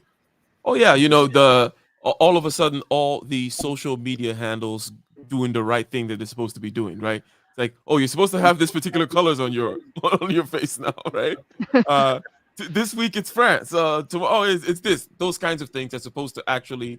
Uh, it's all rather silly, but anyways, feel free to react to any one of these comments. Starting with Dr. Polymath. Yeah. Well, okay. That's very difficult for me to understand fully what Emil is expressing because there's different points to this, right? You can talk Okay. about the So border in general, or you could talk about okay. the people whom, for example, just show fake solidarity and virtue signaling and not really understanding. I mean, I think the whole Ukraine Okay. thing So is there's showing a lot of the smallness and silliness, a lot of the things that we call politics over here. well. Okay. Right. So there's one aspect I could look at. So if you look at the border in Poland, um, there's two ways to look at it, right? On one hand, I guess I would disagree with Emil a little bit because even in the Polish border, they didn't let certain people through the border in the beginning of this issue. They only let a certain group of people through in the beginning. And then if you look at the borders in Europe, let's say UK has What, the white actually. man held you back? So then if you look at the UK had refused to let the Ukrainian people in, and even though they said they'll let in like 600,000 of them. But why? Because they didn't have the paperwork correct. So that's now obviously a contradiction. Clearly, people are suffering. How can they get the paperwork correct when they would have left the houses even without necessarily carrying their passports or ID cards? Now they've been told to go back to France before that they can actually get processed in France. Then they can come to the UK, and this is ridiculous.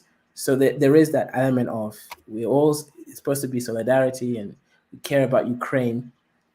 However, when it comes to actually helping the people who are victims of this war, people are having the administrative differences. The UK is not letting these people through until they got their so-called papers sorted out in France.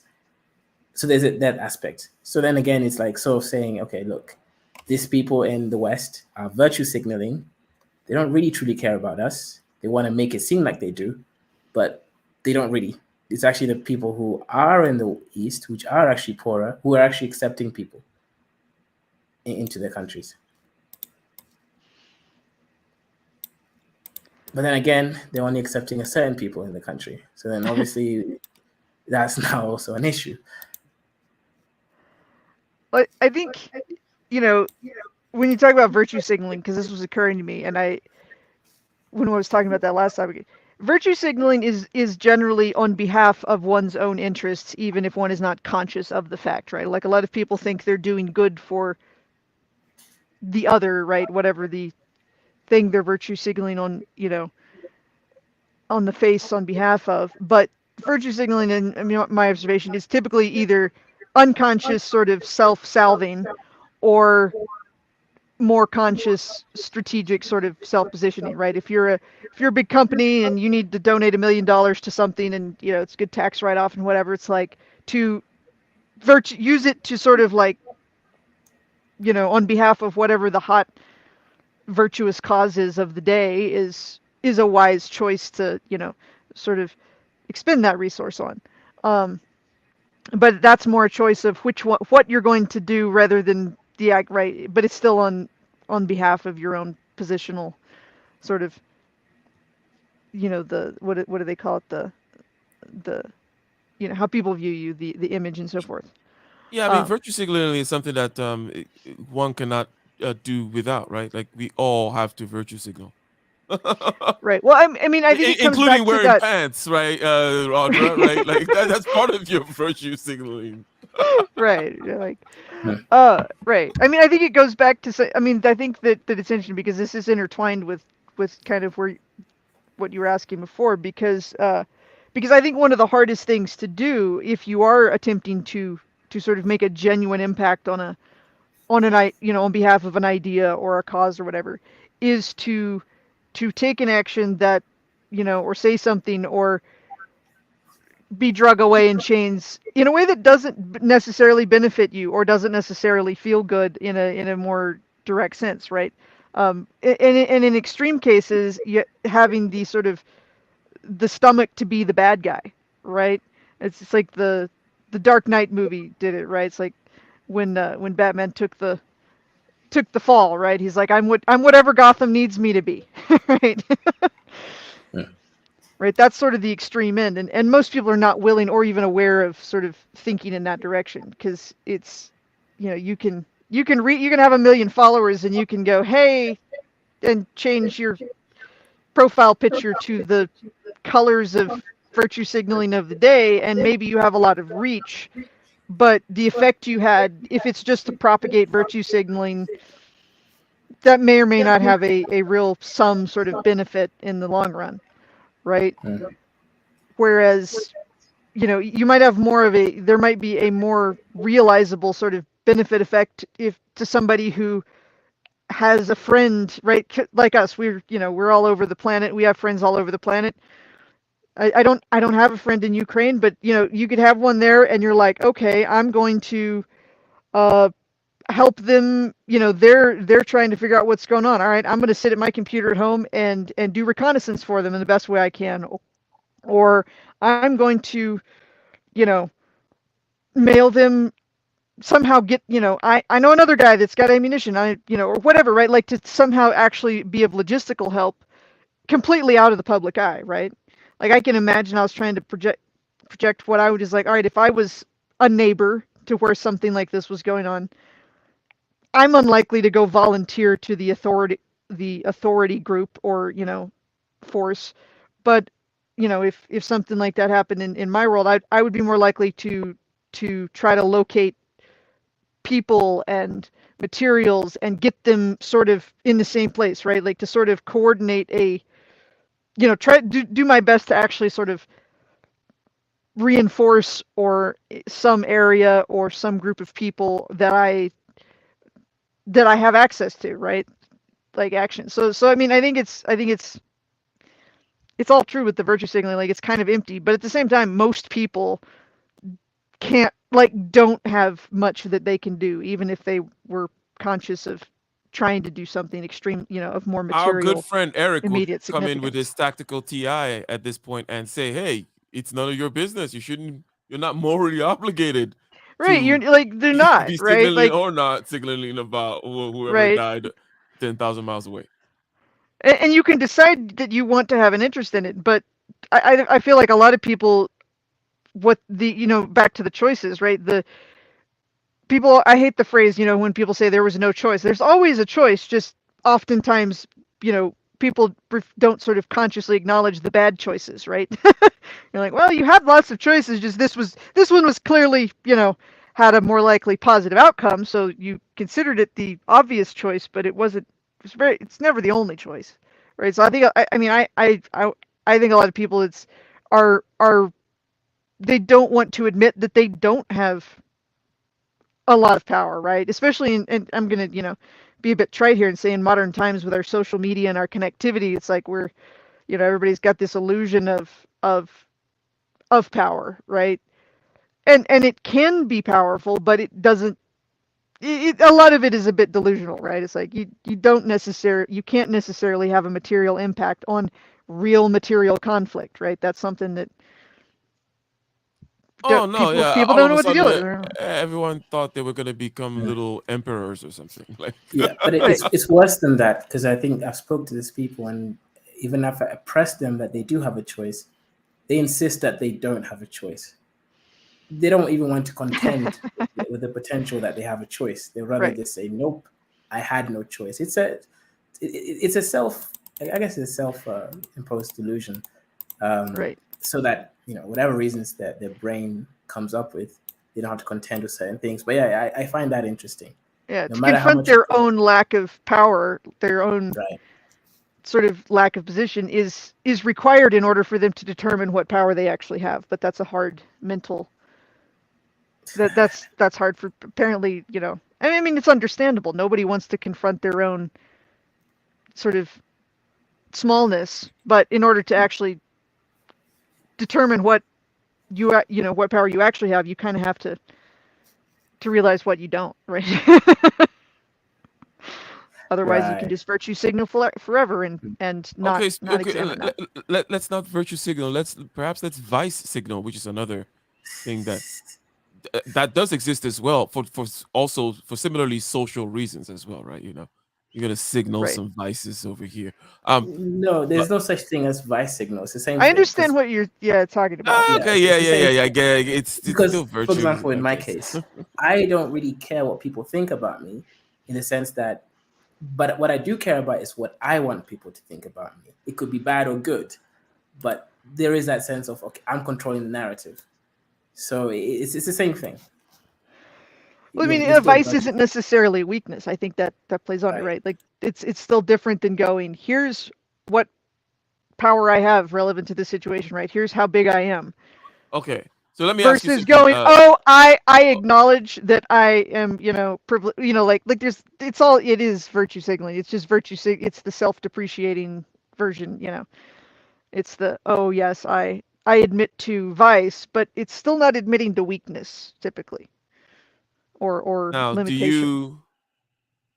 are you how do you what is your failure mode, Audra?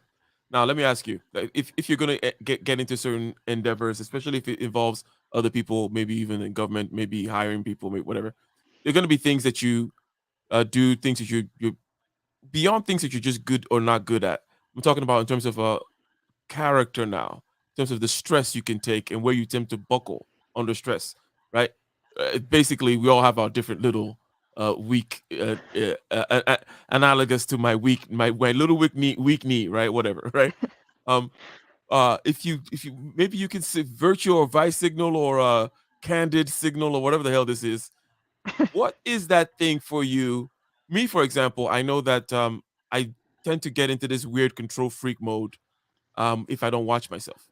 Okay, and then it'll ruin certain things from time to time. It's a guaranteed kind of like signal that. So, do you have one of those? You mind sharing? I'm sure I do. I'm trying to, think here, to try to sort of delineate it. I think when there's a state where, I tend to call things off, right?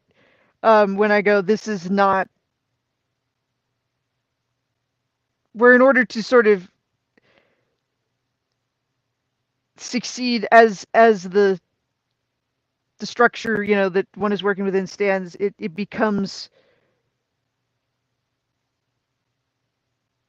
increasingly, yeah, sort of misaligned with my own character. And from previous experience, I know that becomes extremely energy intensive, right? So I feel like if we can, one might tritely call it wisdom gained, is I've learned to notice that before I completely, before I go too far. I'm better at calling things off than I used to be. Because by recognize and my personal saving face, right, internally is sort of the recognition of, it's like, okay, this was better to sort of strategically retreat, right? Better to fold this bad hand rather than just, right, than just keep going into it. So I personally, sort of reframe it as it isn't defeat. It's realizing that was not the front to attack on, and going, oh, before all my soldiers die, I'll just let's just realize that we shouldn't have started this march in the first place. Even if it's halfway through. Um, it often, in as far as elements that are present, I think we probably share a bit of, what you called control freak mode. I get discouraged. I've in more recent instances when um, I can reach a certain point where, and then sort of other people's competence becomes increasingly component, and if that doesn't live up to something of my expectations. And it's like, oh wow, this is, that that tends to be component in it. And then in the occasional case when I just realize that my understanding of the battlefield or the sort of structure that I'm working within, that success as I had defined, right, like what my actual goal was. And I, again, in my we'll call it wisdom that I've learned, I tend to be very detailed in sort of sussing out the elements of a goal so that I can determine when it is no longer reachable, right? When it's like, oh, nope, that's not actually possible within this system. So that happens too, right? Where it's like, oh, yep, that was the thing that I didn't know if it was setting A or setting B, and if it's at setting B, then then this thing isn't possible within this system. So and you've got to, Maybe so Putin was having a freak out, control freak week, and he's like, you know what, F it, invade. But yeah, I not feel to like he was say, backed in a corner, right? Like my projection onto my image of Putin is, because in general, like, it surprised me this whole, because I do think he's not dumb strategically, and that's, he's been pretty consistent at not making strategic errors, which is actually quite rare. And so yeah, I've wondered a lot. Like I feel like he might have been in sort of a no-win situation, right? Like I feel like he's smart enough to know that this is not, that this wasn't, that whatever's, whatever, like that's my impression. Like if I had to, again, my projection is that he knew that this wasn't, he had to know that this wasn't just an easy win, right? A win-win situation of any sort. I mean, it's possible hubris caught up with him. It's possible age had a part in that. Like, he's not looking quite as lean and mean as he used to. And even, and this is something I entertain when I think is like, again, projecting just possible, sort of a character profile. I think it's possible that he doesn't care as much anymore, right? Like I think that it's possible that he's getting older, and he might be in a situation where he sees, he's like, you know what, there isn't a good out. So F it, I'm turning 70. Right. It could be. Well, let me ask. Let's put something discussion of on the that. table. First, to K Polymath, we asked you before about the Zelensky thing. So answer this question now. Would you have attacked, if you in this situation that Putin finds himself in? Would you have attacked? Right. 100%. That's the only option. Okay, so you're gonna put it there, and I think Audrey 100%. just made it clear that she was gonna attack. Now, Audrey, you answered the other question about. Okay, let me get a quick answer from you, Audra, about this one. Zelensky, would you have taken the ride to the United States, or would you have stayed there? We've taken asylum, yeah. A quick answer. As I understand the situation, I probably would stay. Okay, given the broad stroke facts that we have to. So you would stay. Okay. You wouldn't run. Okay. Given the broad not yet, right? Because I still have influence to retain, right? Like if you run, you're done, right? That back to that character, that leadership charisma, you would right? leave those channels, or you would leave the chopper open, right? The lines open. That's a no-fly zone. Right? Because I'm an intelligent leader. I'm not going to be like grumpy.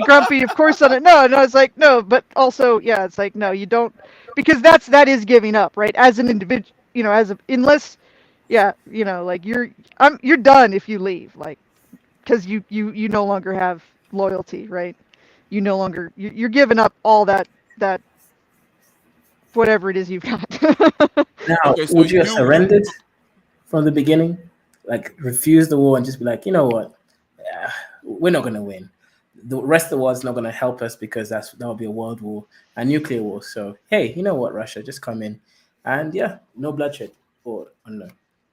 I think that is the tough question. Yeah. Because my personal, and here's where, again, like, looking at myself like, I know my personal vanity would have a real hard time with that, right? It's like, Hmm. Yeah. but if, it is possible that the truly, again, back to the being whatever Gotham needs, right? The ultimate Batman decision might, from a certain philosoph, if your principles are aligned a certain way, um, that could be the better decision, right?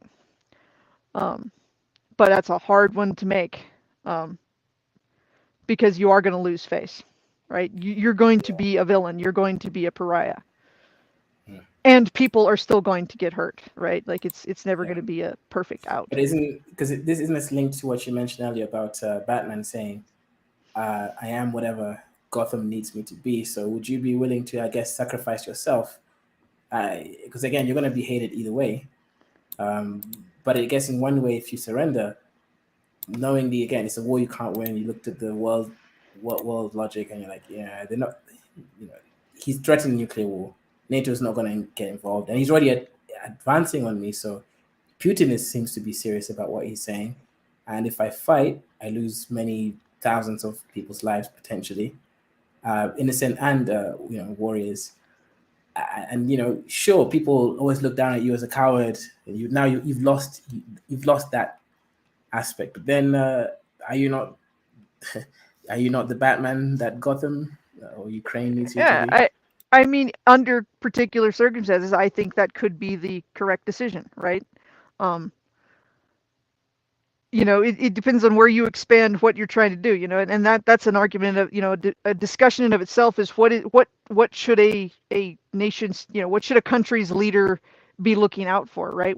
How should they prioritize? If the priority is probably you know, the the survival of your people, uh, you know, possibly conditions, that might be the decision, right? But then, if you're looking at it a step bigger, if you look at it at the sort of mass geopolitical level, um, what effect does it have on the world stage if a country that is, Ukraine is smaller than Russia, but it's not a tiny pebble of a country. What happens if they just bend over to Russia, right?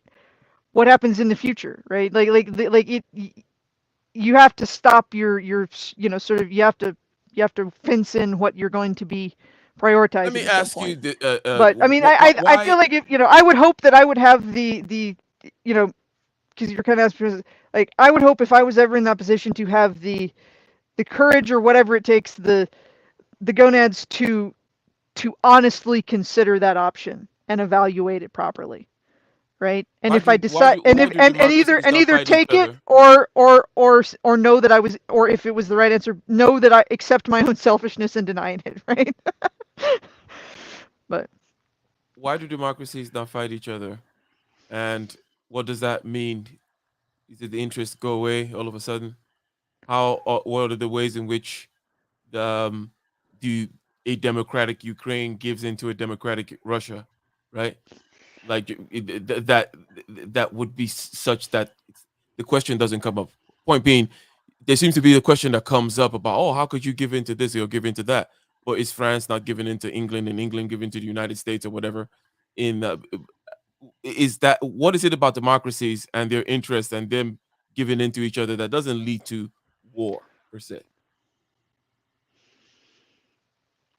I mean, if I had to guess, if I had to go looking in an area for where I suspect a significant part of the answer might lie, I would probably go sniffing around in the area of something along the lines of sort of quality of life, right? There's a level of, we touched on this earlier, like sort of day to day, what most people would call freedom, like, day to day quality of life that people are not, they're okay with, right? Like, they're not going to fight to, they're not going to risk losing in order to, you know fight for the right to say that they're the country, and they're a citizen of the country in charge, right? Yeah. Dr. K, what Actually, do you have to? What do you think about that? Go ahead. I'm not so sure if I remember the question actually, but Democracies don't fight, okay? And there's this whole thing about giving in. Who gives in? Would you go over here or all over? When do you attack? You said you would attack. You said you would right, have done it sooner, and perhaps you would elaborate on your plan. So on the one hand, right. there's one question of about you attacking sooner as Putin. So the question of you as Putin, and then also there's a question of democracies not attacking each other. What are the ways that democracies acquiesce to each other, bend, bow, blah, blah, blah, such that the question of, oh, you shouldn't have done that, now you can't give in, doesn't come up. Why do democracies not fight? Okay, so first of all, I just realized something. I wouldn't get invaded by Russia if I was the president of Ukraine, because I wouldn't be stupid enough to try to join NATO, knowing that the issue there with the security of Russia. So I wouldn't, no, I wouldn't be that American puppet type president to begin with. So you probably So wouldn't be the president, is what you're saying. right, okay, right, okay, yeah, there is that. But yeah, so I guess I wouldn't be in that situation, which still kind of answers the question that way. Now, when it comes to Russia, why would I ever, if I was a president of Russia, why would I have attacked earlier? Because I would have seen Latvia joining EU and NATO, whatever it is, and I would have just been like, no, at this point, this doesn't make sense. Yes, I know there's war and things going. I mean, instability going on in my country, but that would have been enough of a point to be like, the security of this nation is comes first. And I wouldn't have attacked Ukraine. I would have gone there peacefully to create some kind of union with them, some kind of make them an autonomous region of Russia again. I would now when it comes to democracies and fighting and all that stuff, there's no such thing as democracies. There's just countries with uh, with a cabal reigning them with an illusion of choice. Yeah, so there is no democracy. Call it what you want, but the point is, give it The point let is me know the there is mechanism. no such thing as Okay, democracy. it That's doesn't the matter, but they're these countries that don't fight each other, right? Okay. And the point is, how have they come to manage their affairs? What is the Oh, I mean, nature of the cabal or whatever? What's the it's nature of the NATO. contract? It's the contract is NATO. That's it. NATO has the biggest bulls. If one of them does anything silly, the other ones will all come in and beat them up. So it's all to do with power. There's nothing to do with democracy or anything. It's just power. Like NATO is the biggest fish around the corner, with Russia and China second and third place. And simply, these countries can't fight each other. And the countries that are not part of NATO, guess what? They're fighting each other, but they're not fighting anything that's in NATO.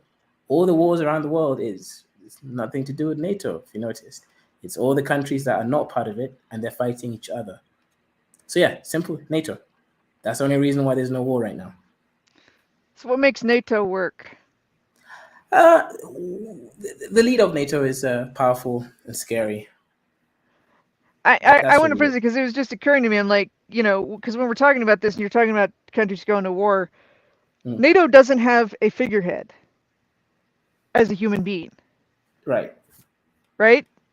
I think that would be an interesting exploration. That might actually be part of its sort of pseudo stability, right? Right. Because it's structural, but it doesn't have a figurehead, right? Right. Because because when you're asking why countries don't go to war, I was flipping it around to thinking from sort of a sort of field commander mindset, but going, okay, what would it take in order to get the sort of idea of these modern democracies? Like, what if I was the leader, right? If I was a figurehead, what would it take? To get my democracy to fight, right? And like I feel like that, that's how I would find the answer, because you're going to be, oh, here's what I would have to here's the pins I would have to pull, right? And those are I'm a obviously the simple pins that are holding engineer, it together. Dr. K. So you have to take my questions with that grain of salt every time. So I'm a simple engineer. However, I know certain things, and there's certain things that we're taking for granted. All I'm asking is for an engineering map, and I'm saying how can you instrumentalize this thing? What are the things that you blah blah blah, right? No, but that's the thing. I'm not looking for absolute answers. Like, no NATO country would attack another NATO country unless the other NATO country did something else to it first, and by that point, the other country wouldn't have done that thing. So it's a non-starter at that point when it relates to NATO against NATO. However, a country which isn't part of NATO could be in that situation. A simple example is Kenya-Somalia border. Kenya did some weird thing, gave Tanzania access to its seaports by drawing the boundaries in a funny way. That was agreed by other African countries. But legally speaking, there's a right way of drawing the borders, which Kenya assumed that Somalia would do the same way other African countries did. So it put itself in a bad situation. They've now lost whatever. They went to ICJ. The ruling was basically in favor of Somalia, and Kenya only got a small piece so they wouldn't be landlocked, basically. Now, Kenya has actually rejected the ICJ ruling, international whatever court ruling. Now, Kenya can still go and try to get the oil, because again, the reason why it's disputed is there's a lot of oil and gas in that region. Can still go and excavate that oil, but because it's a better military than Somalia, it's more stable than Somalia. But Somalia could go into war by, that's the only way there's going to be war. It's countries that are not part of NATO, basically. So it's a non-starter. Okay. But the point really was it's not going to happen because America has the biggest balls, right? Okay. The second countries like France, UK, and the rest of the countries don't even have nuclear weapons. So they can't defend it. The only countries which could theoretically go to war is the countries with nuclear weapons, which is France, UK, America. The rest, I don't know about Italy. The rest of them couldn't even begin to think about it. It's just not going to happen. But yeah, so I guess France, UK, and America could decide, hey, I want to go invade this other small country over here. And they could do it. I want to crudely, argue and clarify. Like, I feel like America has the biggest, like, to just, in crude terms, has the biggest dick. And the ball size varies, but because it's, it has such a big thing swinging between them. Like everybody just sort of assumes it could be big balls right now. Let's not test the size. I think Russia has let's not measure America's balls right now. Let's say Russia has the biggest balls right now. America has the biggest dick. Yeah. That's. I feel like that is in it. Sometimes when you oversimplify things, like I feel like that actually sums up a lot of accurate truth about sort of the situation as it's between Russia and the U.S. as it's sort of has become and evolved, especially over recent history. That's kind of, I feel like that's pretty accurate. Yeah. Okay, and so go ahead. Somebody's pushing back, talking about NATO attacking Russia. Well, I guess that no, I think they asked the question. They asked the question saying, do you think that NATO will attack Russia? Dependence on oil. I mean, dependence on the gas and whatnot. No, they wouldn't attack Russia because Russia has stated the only war that's going to happen is a nuclear war. So no one wins. If they attacked Russia, it would be in order to, probably one of the underlying reason would be to gain those resources, but not because they genuinely need them. Like, there's plenty of oil from other places, right? We're true. It's stupid Nigeria. Over here right now. Like, we've got all the oil we want, and we had, we were fine, and then our balls got smaller, and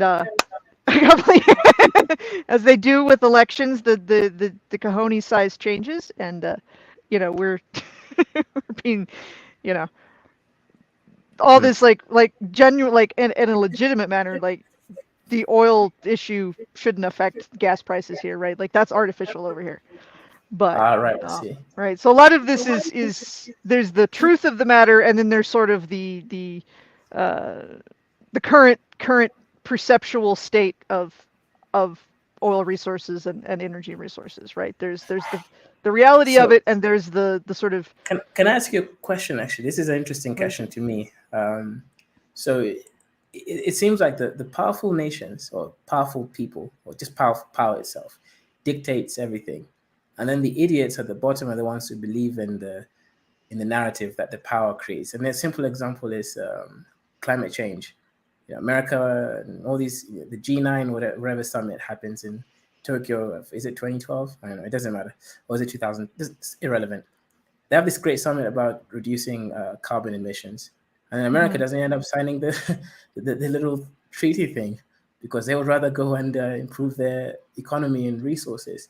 So it's interesting that The biggest players are out there virtue signaling, saying we should do this, and they don't do it. And then the idiots at the bottom, or the weak people, are the ones who are like, oh yeah, we gotta care about the environment.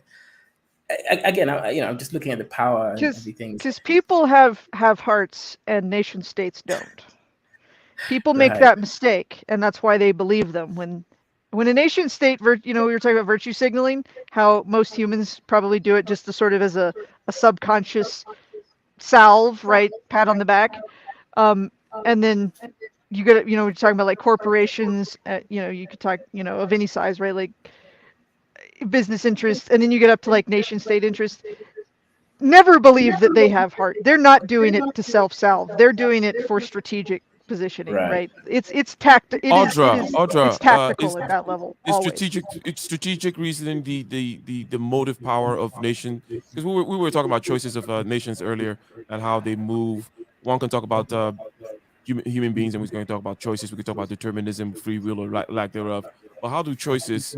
Again, I'm an engineer. I'm a simple man. Mechanisms. How do choices get made in nation state level? What are what are the motivating mechanisms? Uh, you said no heart, for example. Any you add? Right. Is there more things to be added? I mean, at a very simple level, I think nation states are are you can look at them pretty clean cut as they institutionally, like they have a sort of, there's sort of a structural survival instinct, right? So their default modus is to sort of preserve self as an institution, right? As a sort of entity, um, because an entity can have power and therefore maintain and or increase power, right? Like those are sort of the default modes. And I'll actually even walk back my use of strategic because I'm very picky.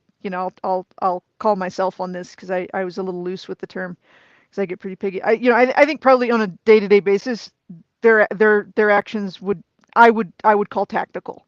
Um, I don't know that a nation state as an entity is capable of proper strategy. I think that requires a human Hmm.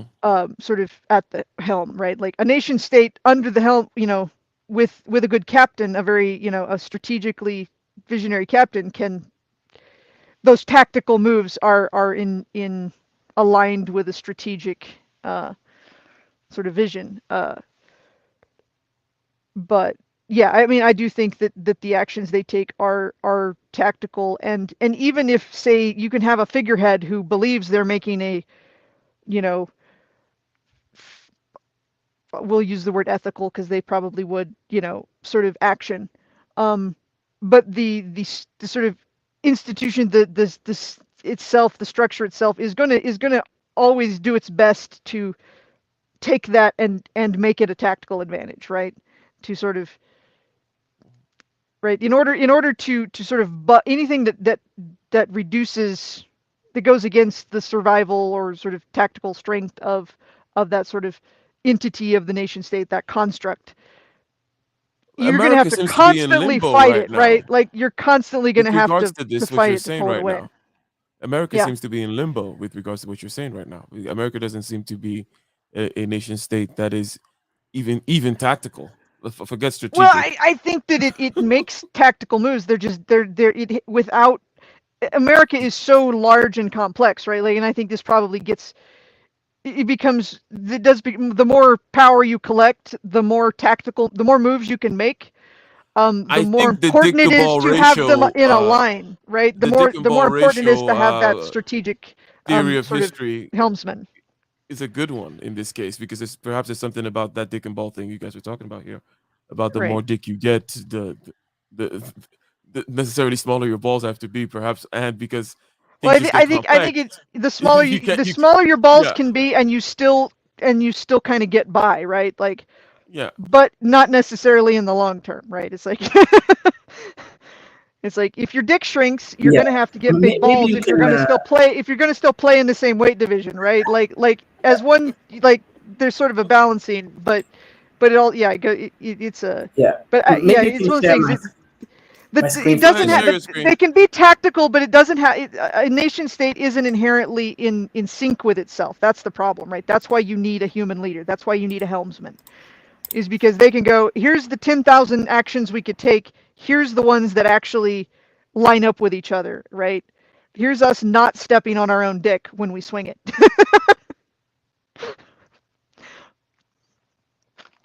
Now, as Russia-Ukraine conflict continues to escalate, US has now issued a stern warning to China, saying that it will face harsh consequences if it helps Moscow evade the West-imposed sanctions. Now, this comes ahead of a crucial high-stakes meeting between United States National Security Advisor Jake Sullivan and Chinese Communist Party's Politburo member Yang Jiechi. Our next report has all the details. U.S. National Security Advisor Jake Sullivan warned Beijing that they would absolutely face consequences if it helped Moscow evade sweeping sanctions over the war in Ukraine. Sullivan's comments come as he is due to meet with China's top diplomat Yang Jiechi in Rome on Monday.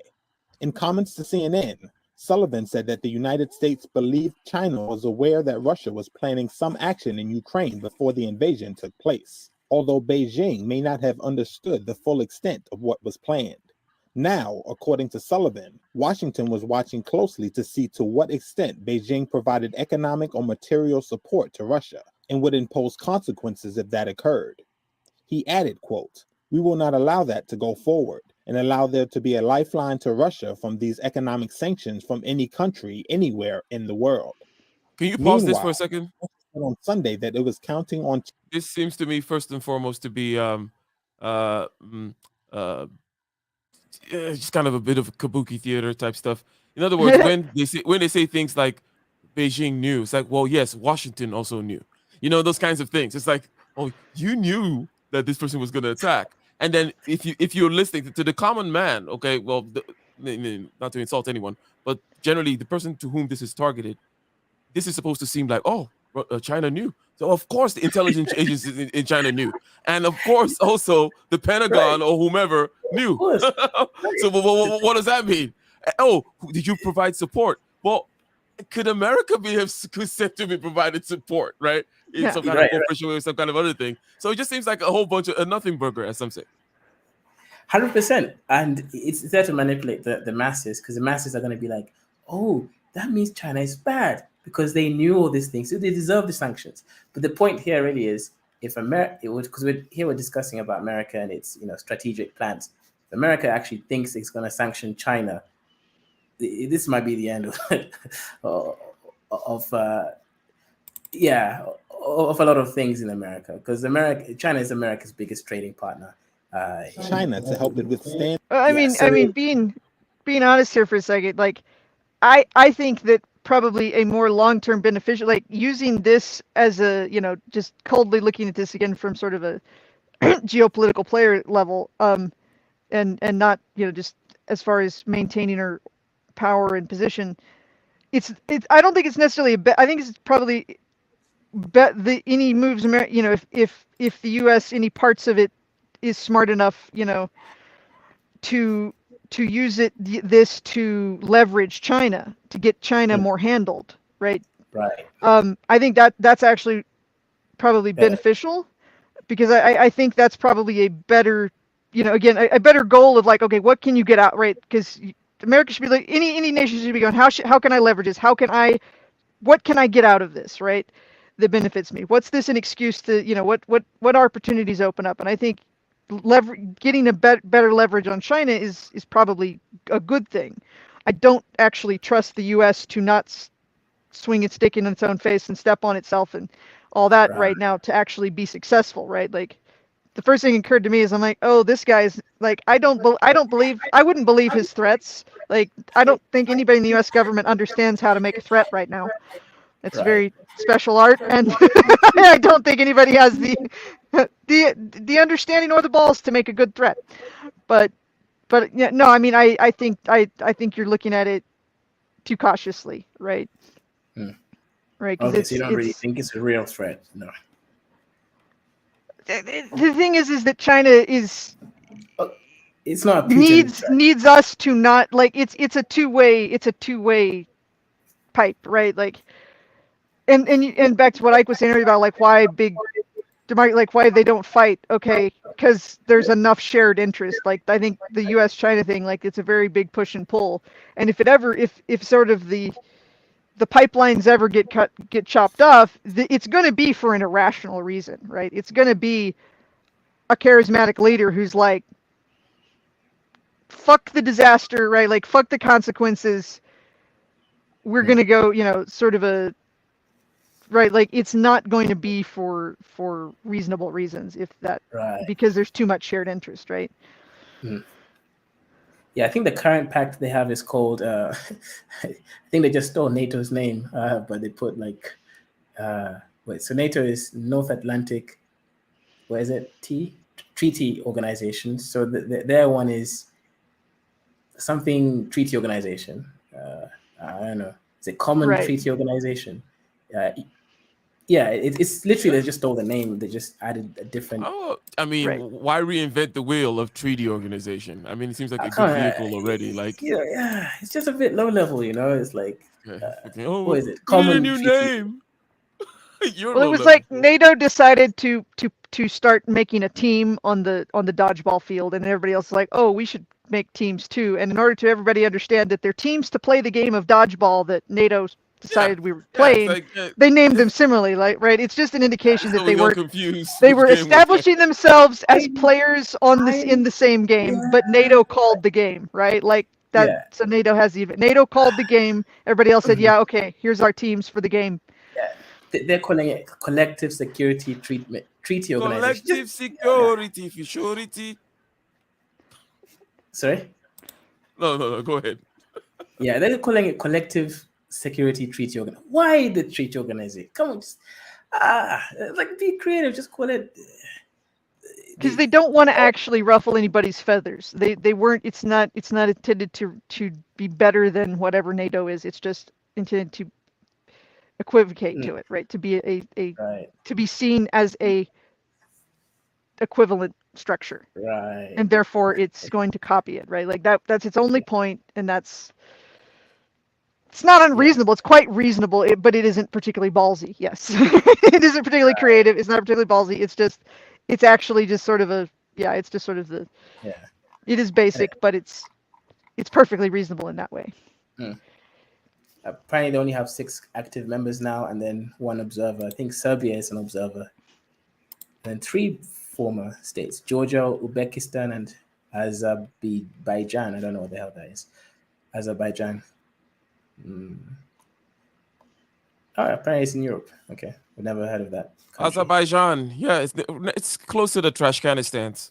The trash can is dance. Oh my days. Okay, shout out to first name after. Good morning from Saudi Arabia. Assalamu alaikum wa barakatuh, brothers. Good morning.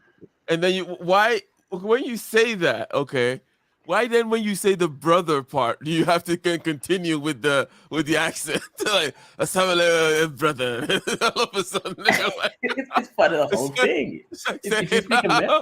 If you learn American, you better learn the American accent because that's how it's supposed to be spoken, right? I'll say buenos dias, muchacho. Just to confuse things. Oh, okay. Yeah. Great. Well, welcome. Assalamu alaikum, indeed. Okay, so I think that that's a generous. You mind shouting out the super chat right there? Thank you very much. Round of applause. Yeah, shout out. Oh, you're on the TikTok as well. Interesting. So, yeah, I thought you were just on YouTube, but yeah, you're on TikTok as well. You're getting Could popular. you please read the super chat?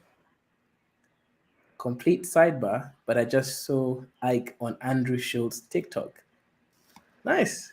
Laughy face emoji. Yeah, well, thank you very much. It's a crazy thing. It'll come and haunt me when I run for office. When I take Audra's seat, her congressional seat, while she's out there virtual signaling and doing other things. Oh no, I'll just be running you from behind the scenes. I could probably actually, I could do you. Interesting. That was my greatest wish. Was I'm like, I wish there was 2 of me, so one of me could be the strategist and one could be the candidate. But But I mean, I'm still laughing at the fact that you also read out the laughing emoji too. You you translated the full thing. Hey, Yes. I'm just filling in the gaps here. I'm also, subtly Audra, pointing out what you didn't do, right? So it's a Audra with the win-win for gaps. me. So interesting. But yeah, if Russia, the thing is, I kind of want there to be a war, right? I'll explain what I mean by this. You understand the possible benefits of Right. conflict. You don't necessarily want there to be one, but No. Just you don't refuse to acknowledge and prognosticate about sort of like right. the It benefits might of, have benefits, and yeah. also it might happen anyways. So, and Right. my actions towards or against it isn't really going to be the thing. You understand that it doesn't matter whether you want it or not. Right. So it's like, hey, if there is going to be a war anyways, which it might be, how can I benefit from it? It's like just understanding the flow of things and actually accepting that, hey, maybe the war has already happened in my mind, and how can I benefit from it? How can I stay alive? How can I, run Well, away, hide in the even if mountains? your motivations weren't selfish, I think this is an illustrative point, right? Because it's like what I was saying earlier.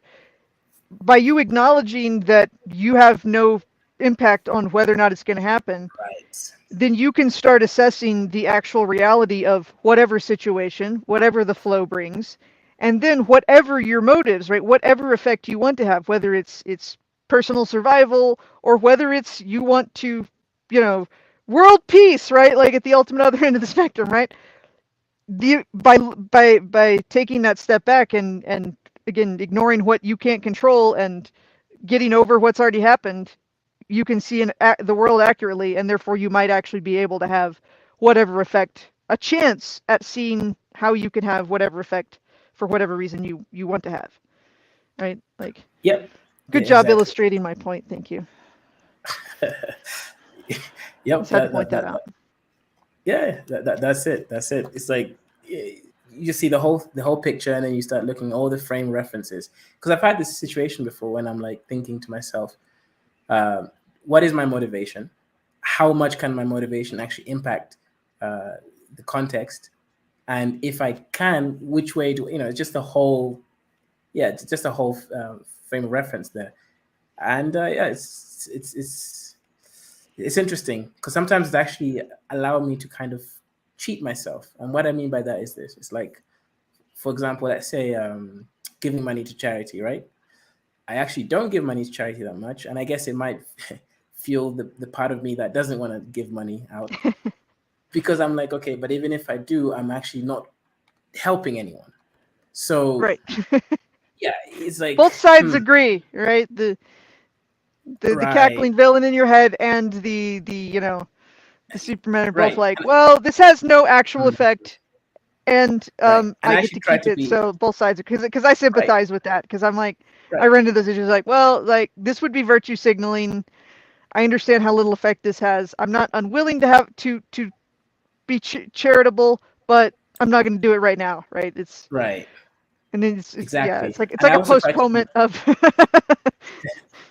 right, and I try to be fair as much as possible so that I'm not just going with what I guess I'll prefer in my head. I try to truly be as you know as fair as possible.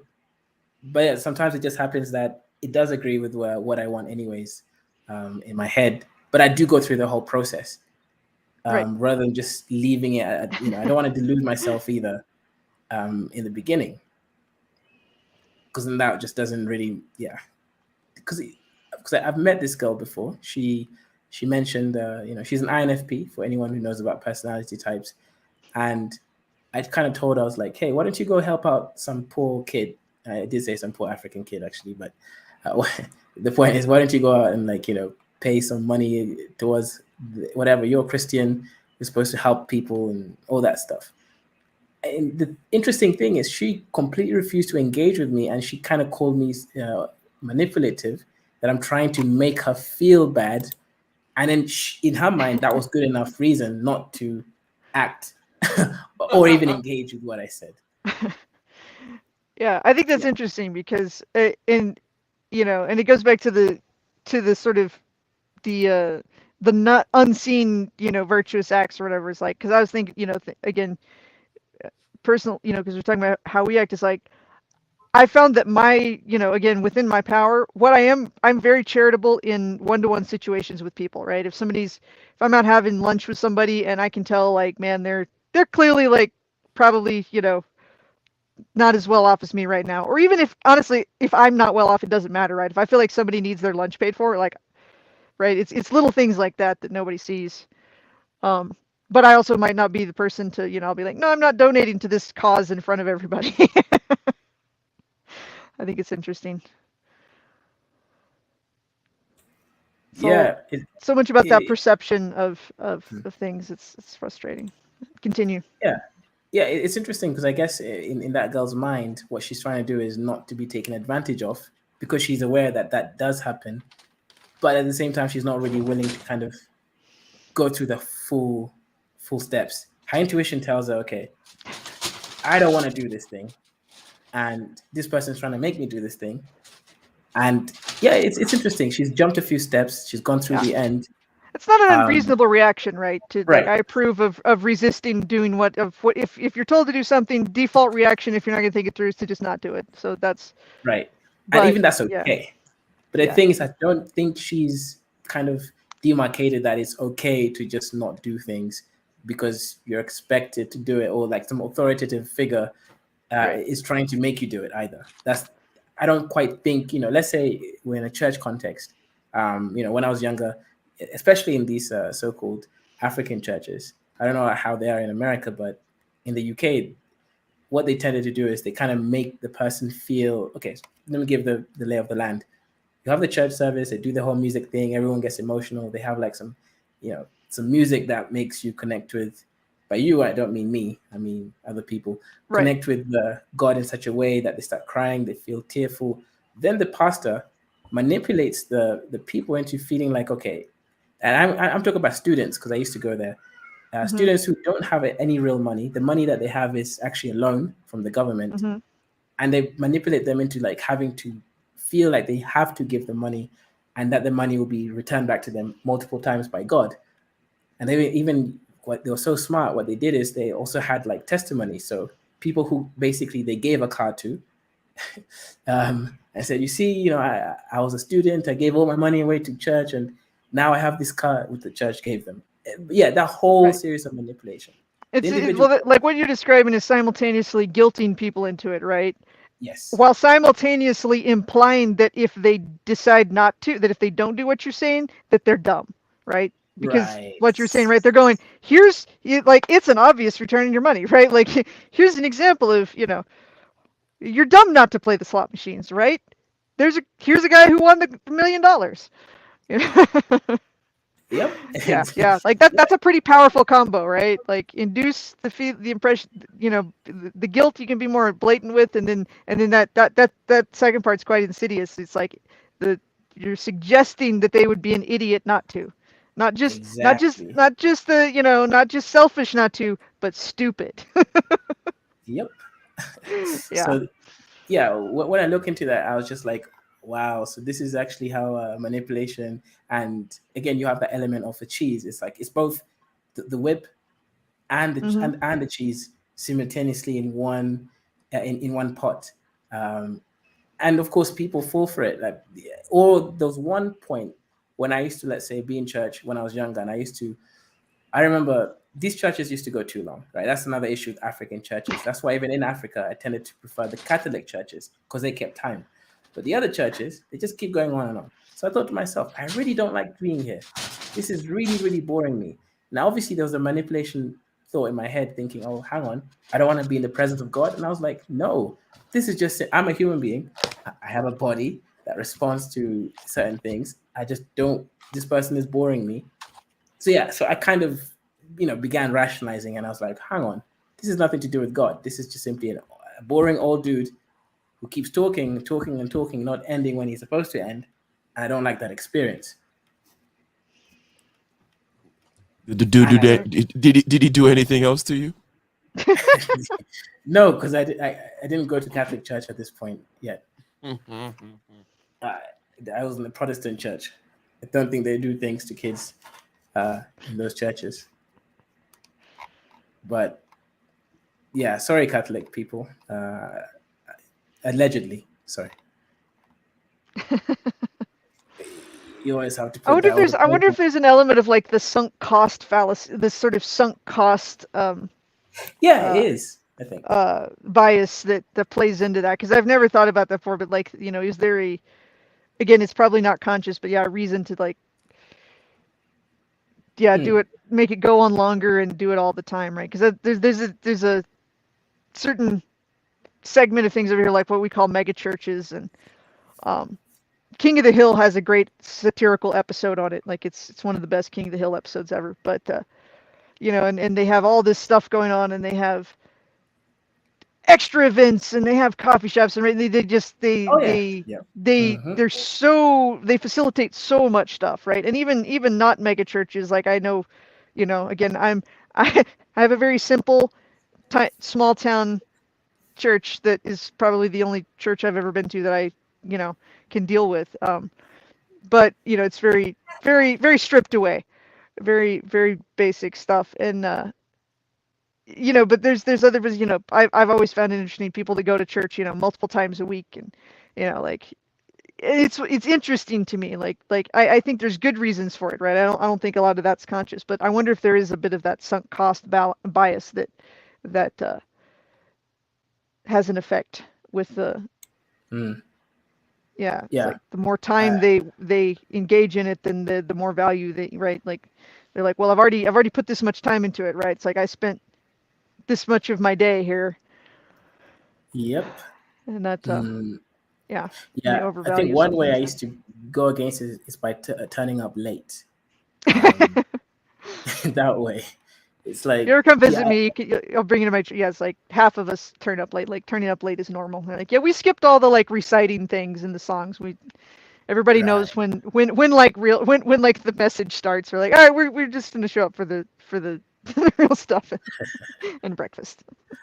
Yeah, it is honestly interesting because but then okay, so let me ask, 'cause earlier we were mentioning about God, self-willingness, and relationistic elements that all things that are contingent have.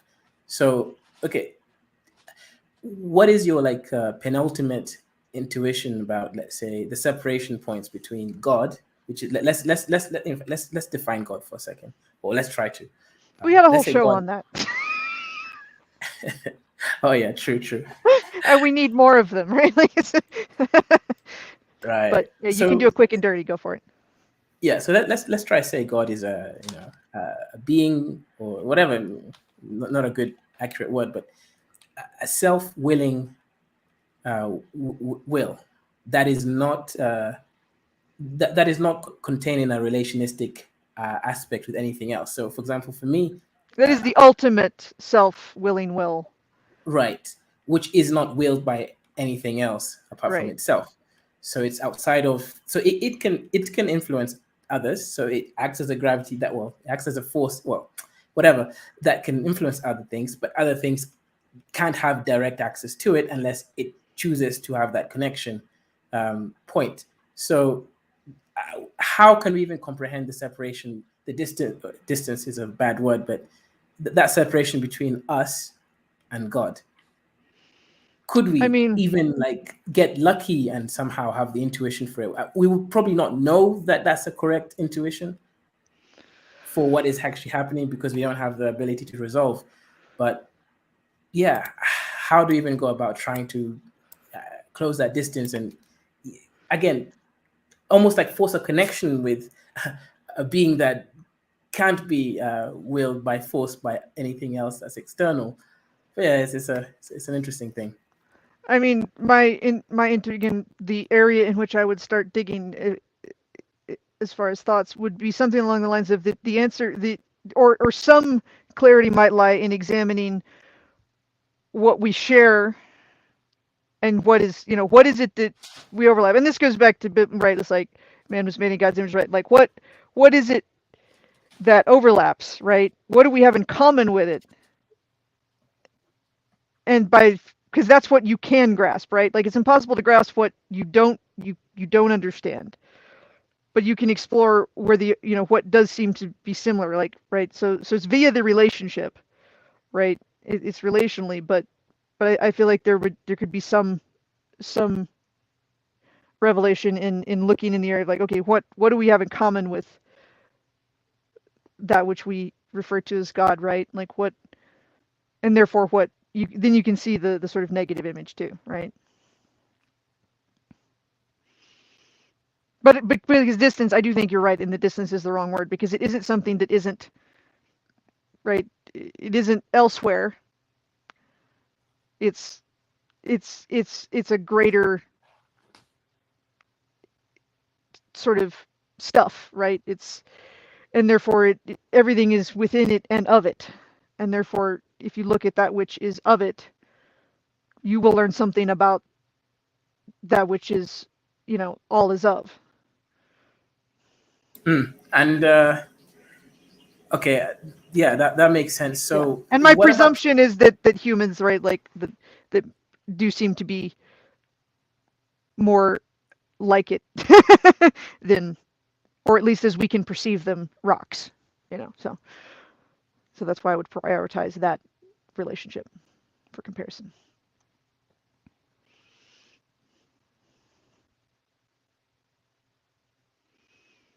Carry on. Yeah, I mean, Dr. K, you asked the question. Does that satisfy you as a starting point? Yeah, give me 5 minutes. Cooking egg. What was the actual question? Because you were establishing a basis for referencing of that we can reference Basically, as God. What was Yeah. the original question? the separation, Yeah. the separation between us and Yeah. God, how we could conceptualize into it and such. Man, I have to respect your RAM. It's one of the best. It knows how to like stick onto particular, imagine we have a map. It's like you're good at generalizing the map and then figuring out the large key cities within that map, and you don't get lost in one city. Very interesting skill. So I care about, as long as I know where the checks are coming from. The rest are details. But no, I think the comparison, I look at what you have in common is a good starting point. If you're talking about being that is kind of self-willing, and then if one may look at willing as perhaps something that is common, right? Even though the kind of willing that God will do will be quite different from your willing, but to the degree to which you do experience any kind of willing at all, that could be a similar something to talk about, perhaps, Audra. I mean, I would say yes. Is it something you want to talk about? I have one quick thing, and Kaizo can answer yeah, some you were nuance gonna here. take it. He was asking me something about what my penultimate concept of something was, and I wanted to ask him if he wanted my penultimate concept or my actual ultimate concept. Yeah, when he said penultimate, I was like, "Are you doing that thing where people think penultimate means ultimate, Yeah, or it's like, and penultimate?" thank you. Yeah, because I was there. I was like, mental note, must call him on this, because that's one of my pet linguistic misappropriations that I like. Yeah, I was frustrated by. Yeah, okay, that's a good catch. Let me try to backtrack and figure out what I meant by penultimate. The right definition, or or actually just using ultimate in the wrong in the wrong way. Okay, so I guess I meant like a tentative, like for example, we're never gonna get any sort of real, we can't really define whatever this is, truth. Right. But what we can do is, Tentative. I think maybe what you're asking for is sort of like functional or current or operate. Like, what's the word I'm right, looking for? It's like operational. operational, right? Like that's what I would probably is like. What is my current operational understanding? I still don't remember the actual question. If was it the separation between? Yeah, God, man, I don't also remember the exactly. separation between us and God. Yeah, the Yeah. ability, or the ability for us to comprehend the separation between us and God. Yeah, us, Yeah, which are like contingent. if I could say the separation between two cities, I would give a distance. if I could say the separation between us and God in terms of the quality of our existence, what would I even say? In what domain would I even be given? In what set of what dimensions would I be using? Uh, could I even hint at it at all? And then again, I think Audra took us in the right direction by saying, "Okay, cool. Well, want to look at how something is different. Perhaps let's look at what's similar about it." And if I think that again, the first things that come into this, we got to get phenomenological again, and then look at this willing aspect and say Right. that if you look at the difference between your will and what would be the kind of the will of God, imagine if you so what is your willing and what is your not willing and your struggles with will, let's say exercising or eating an egg as opposed to having that massive chapati bread with lots of gooey flour laden gluten laden things that and get fat. You struggle with such kinds of will, but if you were God, okay, not only could you all that becomes a nullity because you could will yourself, as you said, you could will into being some rock you couldn't pick up, some diet that something that will break you, and then will the reverse and blah blah blah.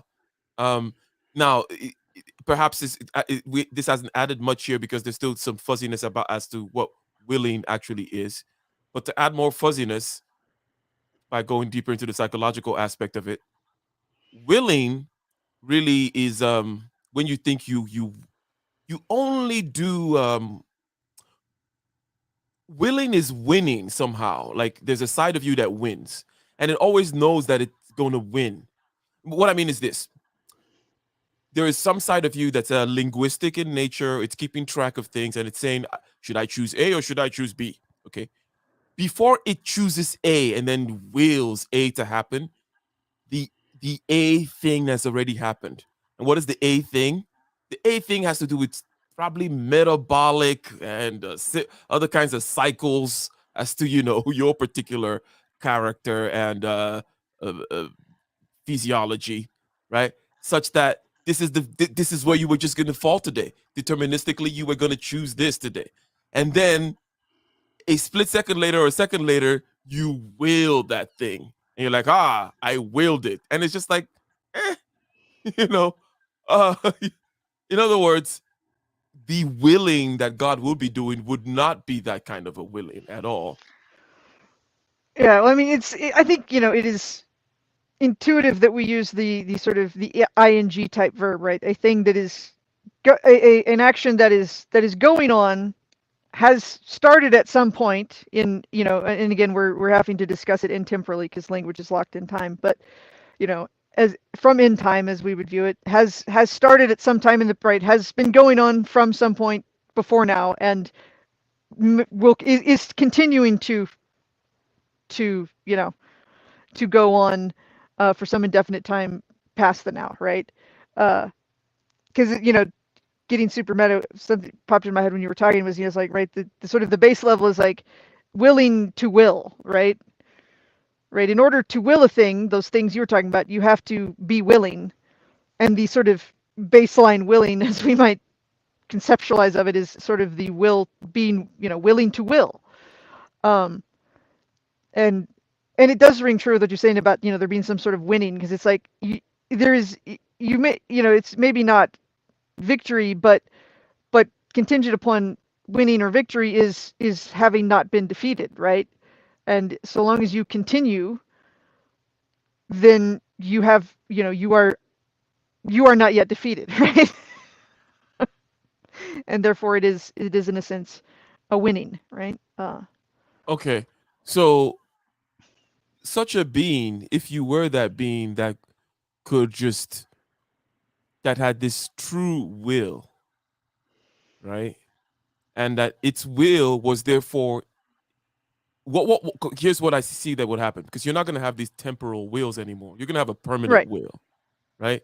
Your will is going to be permanent. It's going to be just right. because you're not going to be going back and forth like, maybe if I try this and Yeah, then if I rotate it to the left and if I bounced it back to the right, because you would have already seen through all possible iterations of willing, and you would have a permanent will. So I think that the intuition that God's will is fixed and permanent, obviously also because it's kind of a drawing, an analogous drawing from will, from the laws of nature as well, right? Is what that intuition is also saying. But the idea that this God's will would be a permanent will, I think, follows from what we see, right? So, I think an Dr. ultimate K, will, right? Like I think the again yeah, permanent is. I think ultimate is. yeah. I Ultimate like that will, word in that it is almost non-temporally bound. not temporary. Yeah, exactly. It's Like beyond. ultimate Mhm. is a good word in that way. Uh, So, Dr. K, we've said, God, ultimate will yeah, versus our perhaps not even existent will. yeah, But all we do is we have a feeling and an inkling of will phenomenologically, but might not be there at all. But this permanent ultimate will, and yes, that does feel like a domain within which we can describe this separation. yeah. On this topic of continue, I had a thought on sort of the focus of separation, right? The idea of separation, you can look at it. I think we are completely contained by the ultimate, right? So there is no so anything thinking of the idea of examining self or us or whatever in order to gain insight about the ultimate, um, everything that is us is part of the ultimate, right? So any clarity or truth you see in there is some portion of the complete ultimate. So the separation, right? Again, because that word is, and we've all been dancing around it, is it's tricky what it implies. So the hypothetically, right? If you were to seek, you're like, okay, if all that we are is completely of the stuff of the ultimate, you can hypothesize that or propose that there may be stuff of the ultimate that we are not, right? So that would be your concept of what a sort of boundary might look like. But at the same time, you have to ask the question, like, is that a reasonable proposition, right? Like, does it seem more likely than not, right? Because you can also sort of entertain the complement of that. True, but isn't that dodging the question?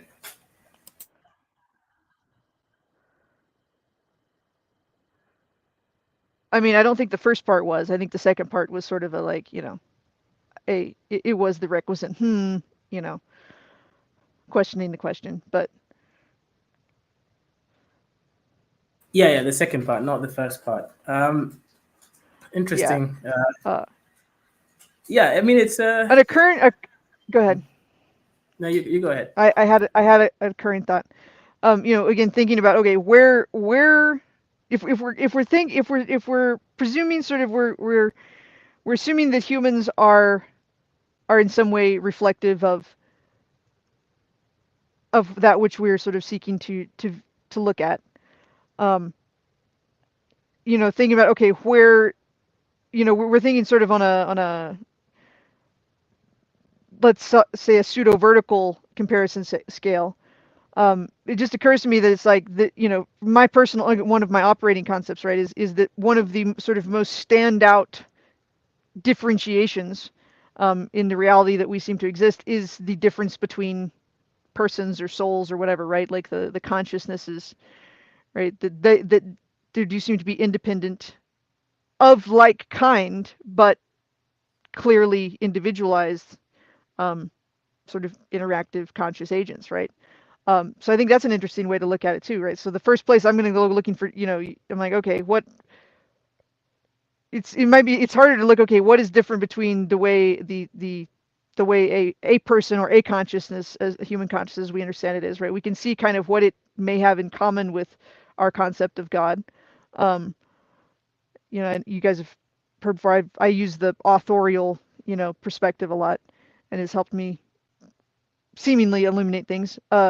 But it does bottom line, like the actual place, one place to look for differences is between the instances of that sort of construct that we're saying is that we're proposing is reflective of the greater. That's interesting. Yeah. What about you, Ike? So perhaps the boundary between us and God is found in the differences between us, each other. It's a very nice sounding proposition. You mean each other as in humans, or Yeah. so do you think that humans we sort of Or based on the consciousnesses, whatever you want to call it. Yeah. okay, I see. So we're all incomplete. Well, you get what I mean by incomplete states of consciousness. Which then, if you sort of add us together, you have the completeness, which is equal to God, and then we find God through the iterations and instances of interactions or whatever it is between ourselves. Right. Okay. I mean, to a certain extent, we kind of implicitly operate on that assumption, right? Because if I assume that all of me is made of God, right? I'm like, I can't tell the difference within myself. I'm like, well, all of me is God stuff, so I can't find any boundaries there. Right. But the only thing that I sort of we all naturally assume to be not of us is other people, right? Like to me, that is the Right. clearest border, right? Like that's the one place I can't see, right? That's the one place that you can't see the infinities inside my mind, and I can't see the infinities inside your mind. It does seem to be a separate. Right. It does seem to be a demarcation. And I That's do think it's interesting. interesting because we implicitly operate on that being a demarcation, I think. Yeah, and then there's definitely points where we interact, where we see and feel and experience the same things, and then that's sort of like the glue on the map. That's like the borders, and then Right. the infinity within our own minds. That's like the granular. Okay, well, there's this city that looks like this. I really like this city. But I guess the concept of city there is the same for both of us. It's interesting. So we could try to we experience the piecing together of all these boundaries or borders that we at least recognize is the same, more or less, and then we complete the image. But then I guess that it's interesting because when you then get closer to enlightenment, self knowledge, understanding, breaking apart like these humanistic systems we created to rule ourselves, and then we kind of see the borders of power, truth, choice.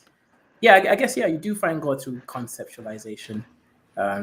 It's interesting. You need to make a note. We could do a whole topic sometime on like what enlightenment is or might be might be That's true. mistaken for. I think that would be a good topic sometime. 100%. Somebody make a note. I don't have any paper here. I'll make the note. Good.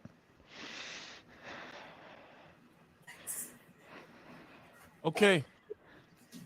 We're gonna start landing the plane, gentle people. When you say plane, you don't mean like bomber planes. You mean like I'm pretty sure he means the conceptual plane, dimensional plane of some sort. It's some sort of abstract plane. right.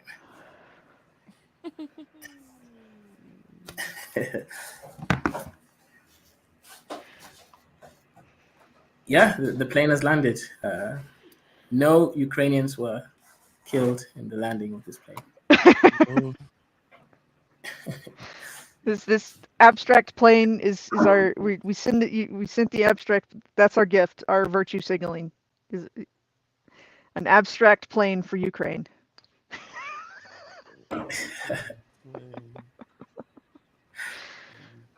I think called this is it's a myth 22. A myth 22.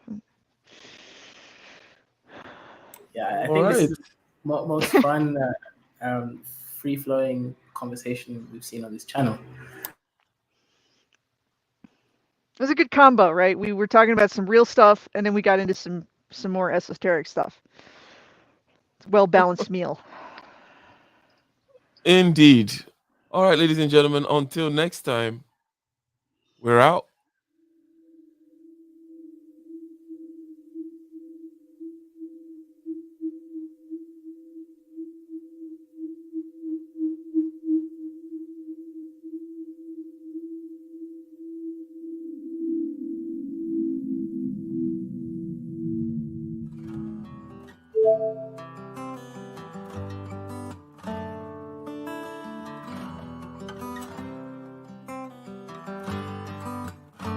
in the den of iniquity. Vicinity no pretty, calamity fi hit we any moment, what a pity. Tomorrow never certain, what was behind the curtain? The face of evil's lurking, with that shifty eyes averting. It's not a steady bubble, that either pop or topple. Many will fall and stumble, let the dozers gather rubble. From LA to Colorado, Guinea to Burkina Faso, cannons could reach the towers and the troops will storm the castle. I say, run, run, come, make we get it. Because the peace that is bestowed upon the meek is overrated. So run, run, come, make we get it. Calling all your daughters and your sons, we come forget it. I say, run, run, come, make we get it. Because the peace that is bestowed upon the meek is overrated. Lord, run, run, come, make we get it. Calling all your daughters and your sons, we come forget it. With the rubble steady rising, and hearts are compromising. Convictions here are stifling, making evil appetizing. The fists are steady forming, and countenance is falling. Defenses are withdrawing, possibilities are falling. In these your circumstances, evil will make advances. Pick up your sword and lances, and be sure to take your stances. Victory is never promised, the battle is upon us. Gather the brave and honest, and the righteous in your corners.